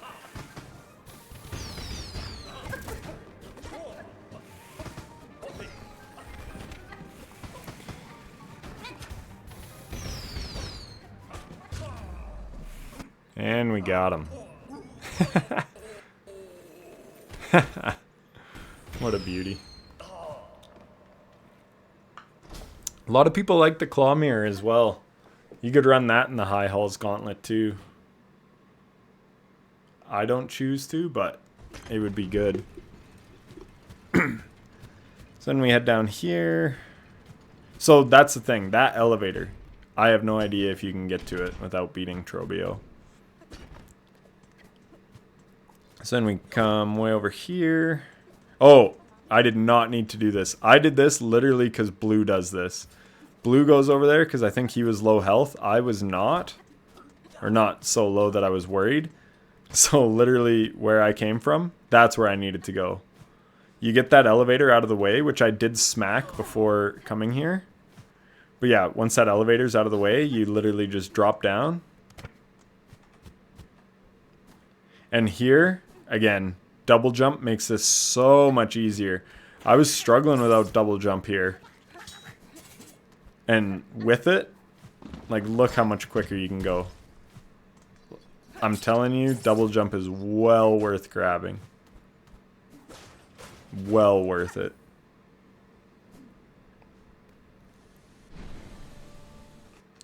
Just gonna speed this up because we're waiting for steam a lot of the time. Just being extra cautious.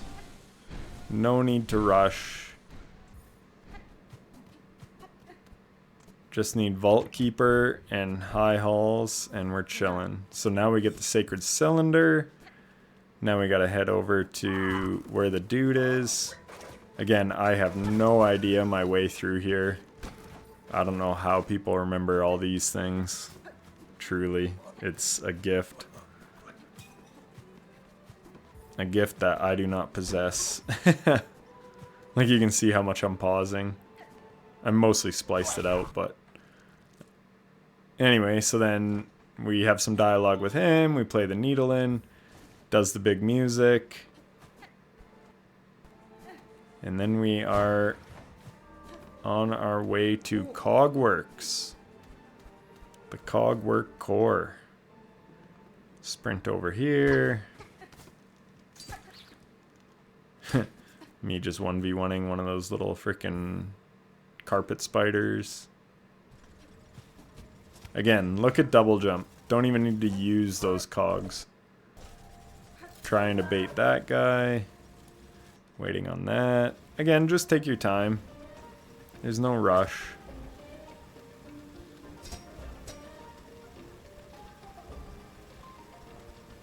Alright, looking at this. I guess I didn't need to go open that door at the time. Because I wind up taking that route anyways when we get back. So that's something that you could just not do. Was me opening that gate the first time. So yeah, lots of time saves even in this route. And we're comfortable on time here. So then that's the shortcut for going up into Cogworks, I believe.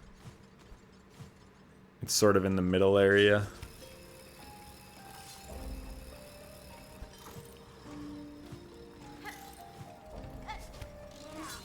Trying to remember, I think I nailed Cogwork Core. I don't think I messed up at all. I think maybe with those little mechanical spiders, they might have messed me up at one point. But the jumping part, I think I first tried everything. But again, most of that... Oh yeah, and again, remember your freaking silk. Don't spam it back to back. Even this, like getting around there, I was trying to get over that one time without the double jump, and it was a pain in the ass. And even now, I could just double jump and silk line across. These freaking guys, bait them over. Sorry, it's going slow.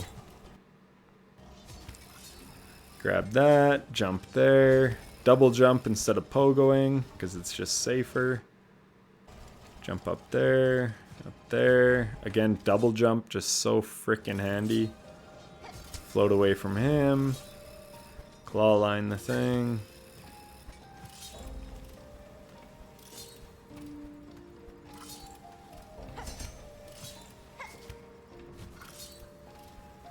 Little mess up there. Nothing major. Oh, there's a major.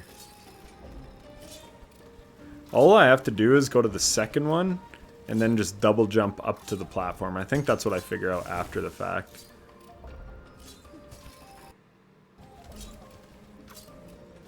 Yeah. Easy. That way is so much easier. I'll show it one more time. Wait for it to come out. So jump, sort of float in the air, hit it. See, you can just like be airborne so much longer too with double jump. It just makes it so much more forgiving. And like this next spot, double jump here.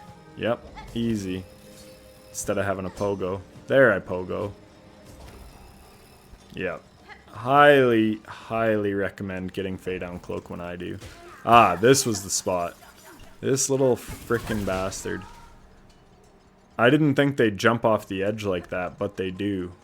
So now I'm like 1 health, so I'm like, oh god. Here.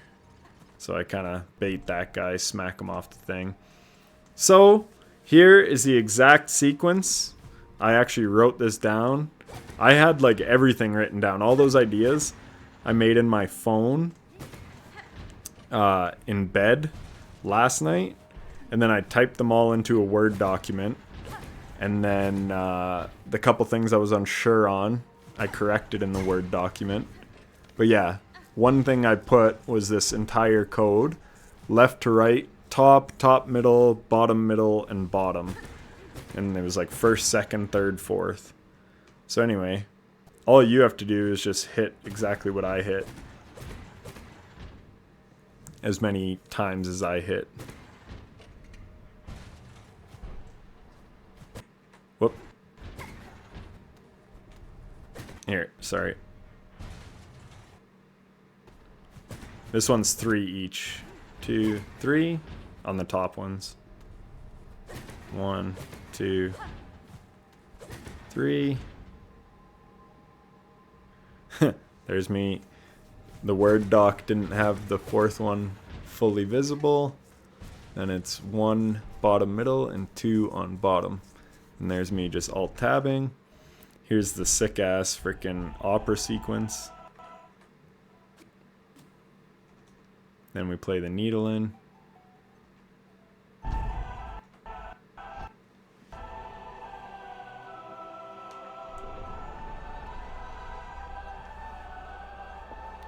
Part is cool as hell. Architect's Melody. Good stuff. So then, I tried to do a save and quit. But, remember what I said about the autosaves? Let's just see what our time was there. So 3 hours, 33 minutes. So still got an hour and a half. And all we got to do is high halls and 2 bosses. So 1 gauntlet, 2 bosses. But anyway, it spawns you back because the Conductor's melody, or all the melodies, are very similar to like getting a skill.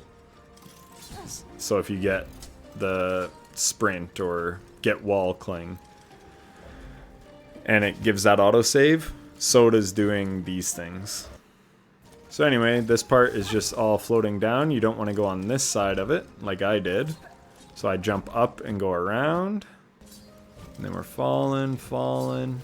So it's too bad you can't do the quit out, because it would have taken me to that bench that is outside of Cogwork Core. But it is what it is. We make do. There's the door, and now we can get the bench.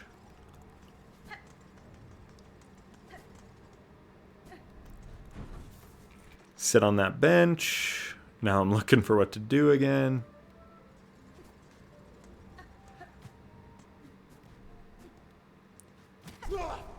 So now we are off to high halls. There's those damn spiders. Last we're going to see of them.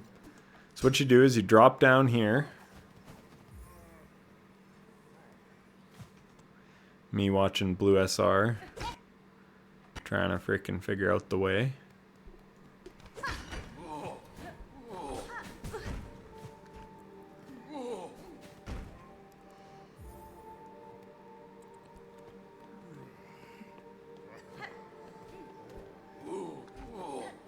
Guess I went the wrong way.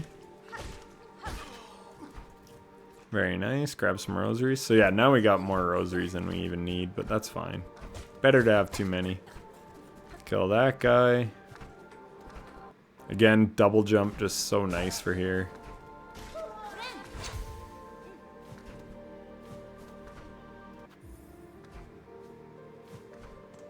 Keep going up. That's why they're called the high halls. Now I know. Because looks like I kept wanting to go left, but... Oh yeah, this frickin' stupid bitch. I frickin' hate these. So we'll just speed past that.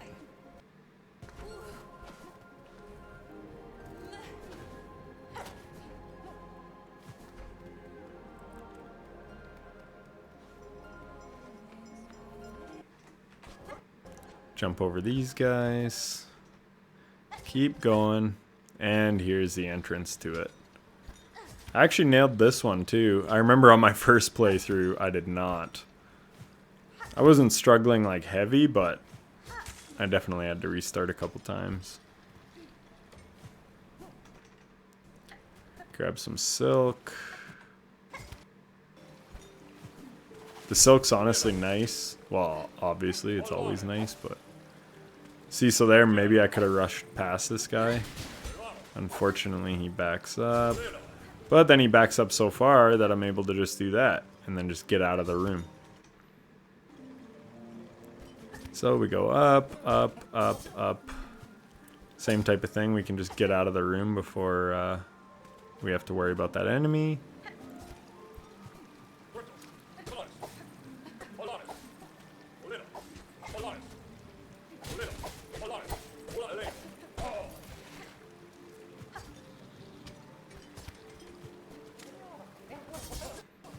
Then we got these two guys. I missed the ring, but we're still able to just claw out of there. And that's only because I had excess silk. Normally you'd have to wait a little bit for your silk heart to regenerate.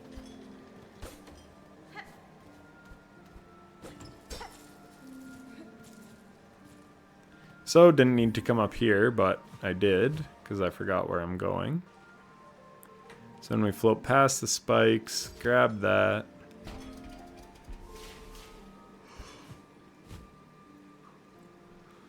Float on down, grab that.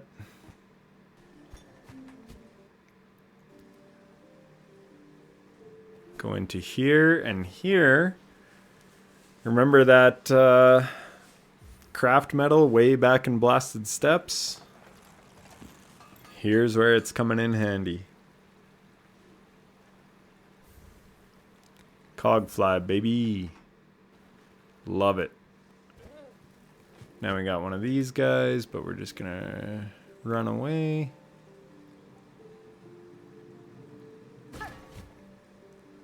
Tried opening that, but couldn't get it. And then there, my thing misses. My heart regenerates just in time. So make sure you're shooting it from a little ways over. That is the spider room, but first what we're gonna do is unlock the elevator and rest at the bench. And put our Cogfly on. So yeah, you can see we got Injector Band. And we got the Fractured Skull. So we grab all this stuff. 150 rosaries. Burn through them real quick.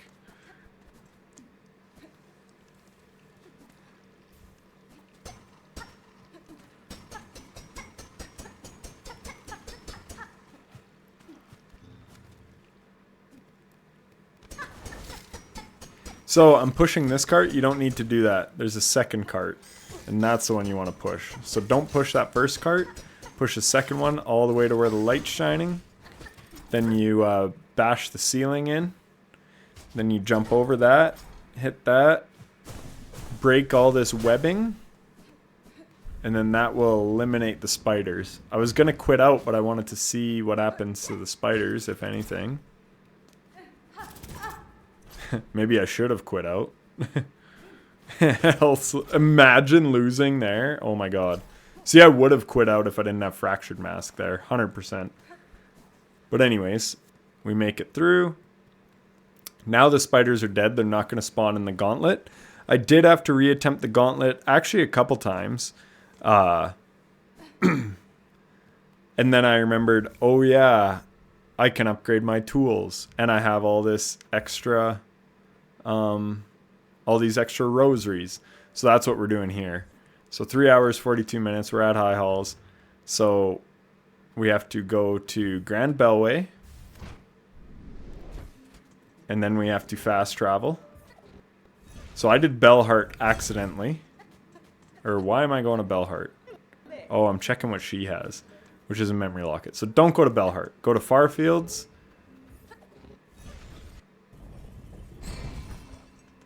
And go to Deep Docks. So we go to Farfields. Come up here. I turned in one too early. There we go. At the bench sign. That guy is evil now. Don't rest, because you can just quit out once you have this. So now we have the tool pouch, so that's going to increase our inventory. Quit to menu. Takes us back to Grand Bellway.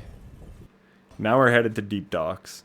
And if you saw the time was like quite a bit more, that's because I got lost the first time I went to Deep Docks. Like I said, I get lost so easy. But then, thankfully, I remembered where the hell I'm going. So followed this route on screen. But yeah, I got all messed up. So then we get the crafting kit. Still, and then since we have excess, we might as well buy some shard bundles in case we do really struggle on some of these final fights, which we didn't really in the end. So then we quit out. Takes us back to Grand Bellway. So we have to take the elevator back to High Halls. Rest at that bench. And then we are good to attempt this. So yeah, I got to the final 2 scorpions on my first try. And then just kind of ran out of cogflies and stuff went south and I just got nervous. So I just backed out. That's the beauty of the quit save. And there's the Injector Band, man. Like, it goes so fast. So this fight is pretty long. I have a whole video dedicated to it, basically saying, power yourself up before coming here. Because when I beat it the first time, I actually had 7 masks, which is essentially 1 more hit. And I had the Fractured Mask. But it's essentially 1 more hit because lots of these enemies deal 2 damage. But you can see I'm using my Thread Storm basically at the start of every wave. And that is like the way to do it. So here I use it twice just to get that guy out. But yeah, in like a regular version, you can be much stronger than I am right now. More Silk Spool, more health, probably not more attack. I'm thinking where the other pale oils are. So probably not more attack, but either way. More health goes a long way. And I would have Polyp Pouch probably for this, even though I did really like Injector Band. Look at how high that fucker jumps, dude. He still almost hit me, and I had the double jump going. But anyways, we're saving all our tools for the final guy, so that's pretty good. We're almost full silk, and we're full health. We get the most annoying enemy first, thank God, because lots of times they back up.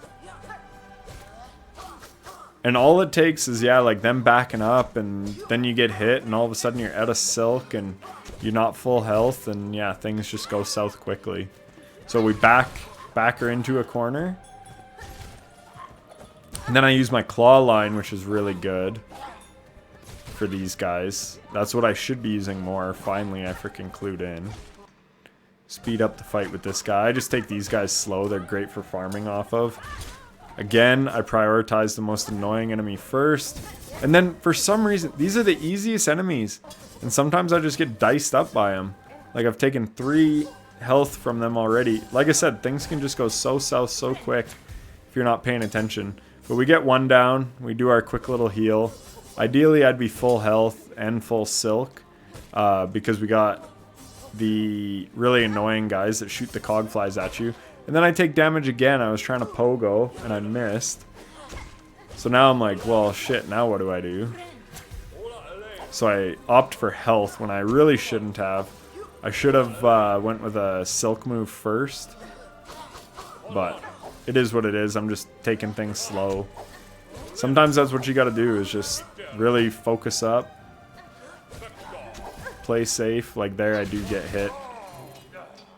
And then, I didn't think they were both gonna die. So now I'm not even full health. That was close getting under that guy. I spam all my Cogflies. Or 4 of them, not all of them, but 4 is the max you can do. And look how good high jump is, man. Unfortunate. I should have high jumped at the end of that jump also.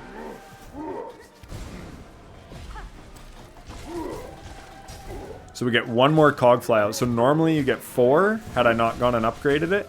And they would deal less damage. So now we get a 5th one. So not like it did a ton of damage. But like I said, every bit counts. The boomerang going insane on these dudes. That last one was kind of a crappy boomerang. But still, it did its job right there. So that little extra damage from the boomerang, and having like 1 or 2 more boomerangs and 1 more Cogfly, I had spent all my abilities on that attempt before, where I almost had it first try, and I didn't get either guy down, and I was out of tools, and I was like, no, fuck that. I'm gonna go upgrade the tools, because I had meant to and just forgot. Again, that's why I wanted to make this guide, because it's like, it lays it all out step by step. Okay, now you gotta go do this, now you gotta go do that. I was just going off like a Word document and trying to remember stuff. So now we get the Conductor's melody.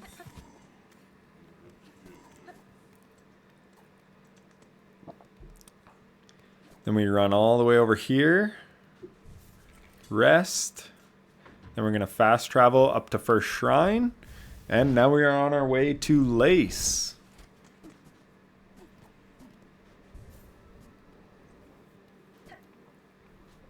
I always do that.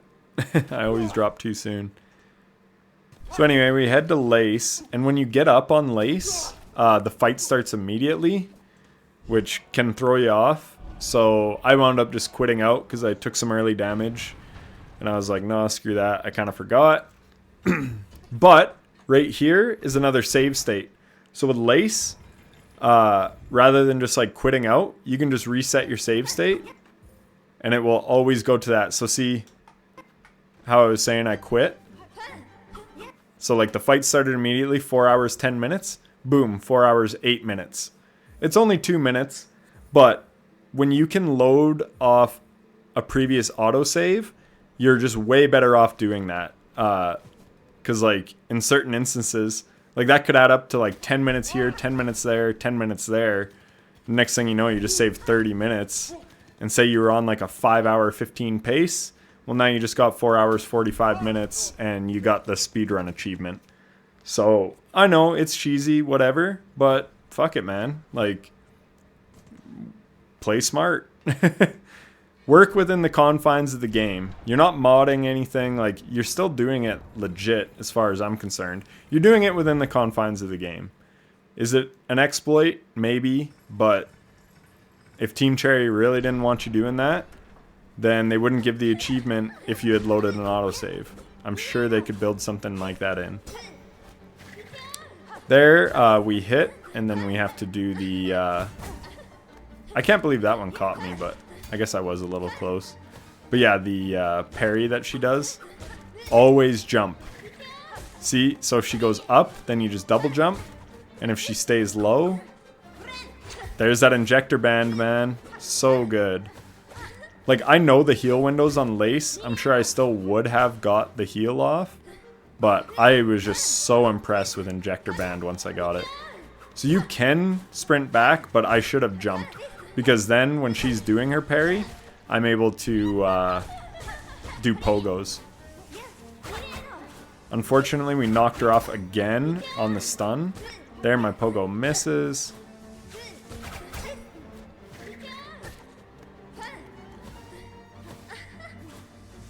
And yeah, we've got 2 nail upgrades, so that's definitely helping. There, I should not have jumped. Nice little Injector Band heal. Tax would also be really good on high halls and for Lace. I debated going to get the tax, but honestly, you have to go to Sinner's Road, which sucks. Like, Sinner's Road is tough, especially when you're pretty underpowered. And then you gotta fight those beasts, and they're just annoying as hell to deal with. So here I'm spamming all the Cogflies. I might have spammed one too many, honestly. I might have hit it 5 times and one flew off, I'm not sure. But anyways, if you want the tax and you think you can fit it in, by all means. But with Boomerang and Cogflies, you could see they also worked very effectively through like the whole run. There, I'm trying to use my Boomerang when I should just be focusing the hell up. That's what sucks. She always does that in a double in her final phase. And what sucks is, like, I tried to run off there, but then I wind up getting contact damage to her, which is like story of my life on Lace. If you know, you know. If you've done the true final ending.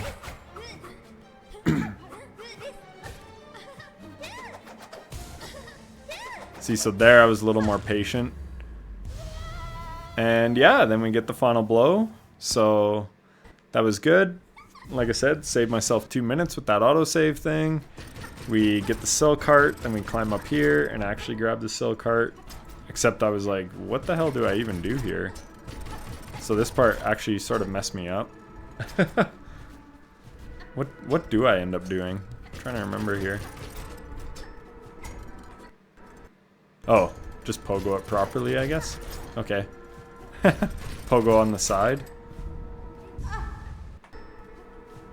Yeah, more pogo the side, okay. Grab the silk heart, and now we are off to the final boss. So I had forgot where the bench was, of course, because I always forget stuff, but it's right there, right where that latch is. So I'll come back to it. So I headed up here.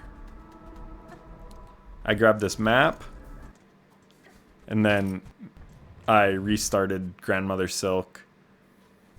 Went to the bench. I would have had her first try if I did have abilities. I didn't die, obviously, because I would have had to restart.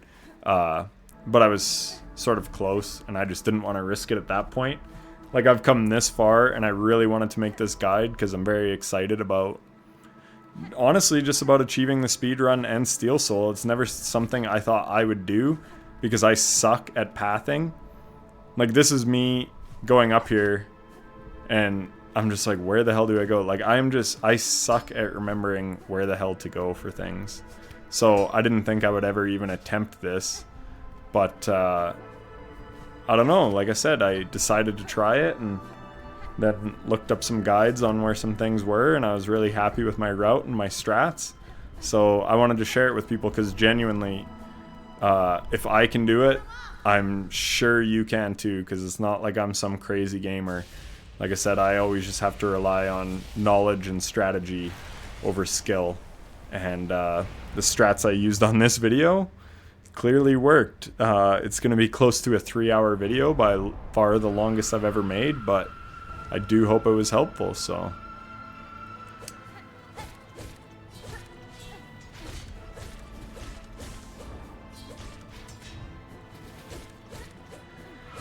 I also have 2 boss guides on Grandmother Silk, because I also beat her while cursed or whatever. And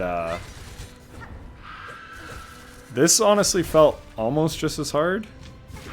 I think because I was more underpowered needle-wise, maybe? I'm trying to remember how many needle upgrades I had when I did the...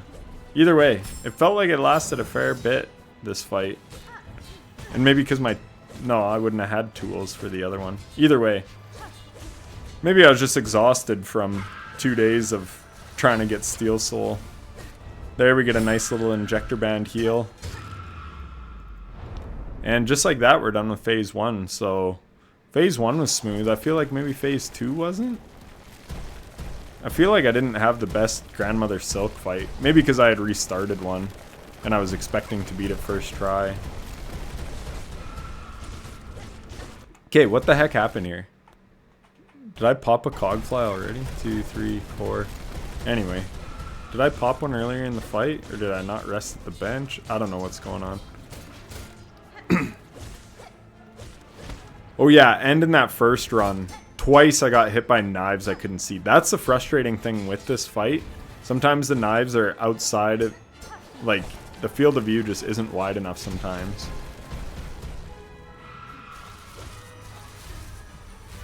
That one was really close.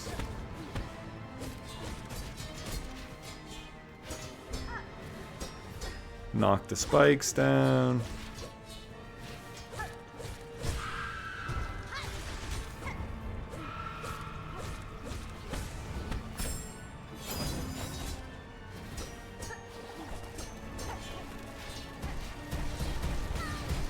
That was dumb, went too far. Oh yeah, maybe it's the end of this I really almost lose it. I can't remember. Like I said, I felt like my grandmother's silk fight wasn't very good. But it's seeming fine. Ah, some spikes hit me there, and then... I don't know.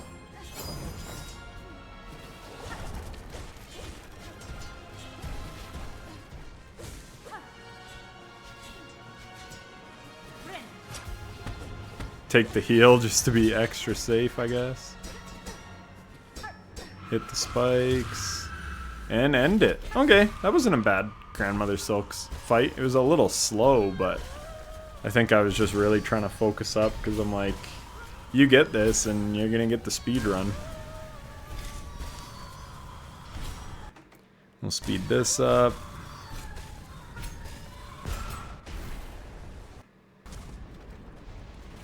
Speed all this up. But I do want it to show the achievement so you can see it. But yeah, that's the video. Let me know in the comments if this helps you achieve either the speedrun or the Steel Soul or both, because I'm just really proud that I got that accomplishment. Like I said, I never thought I would, and I think it'd be really cool if this video helped someone else achieve this, something that they thought they wouldn't do. Yeah, massive shout out to Team Cherry. I love the game. I have almost 100 hours in Silksong already. It's been out just over 2 weeks. So yeah, can't believe it. Very happy that I achieved that. So anyways, I hope the video helped, and thanks so much for watching, and I will catch you in the next one. Take care.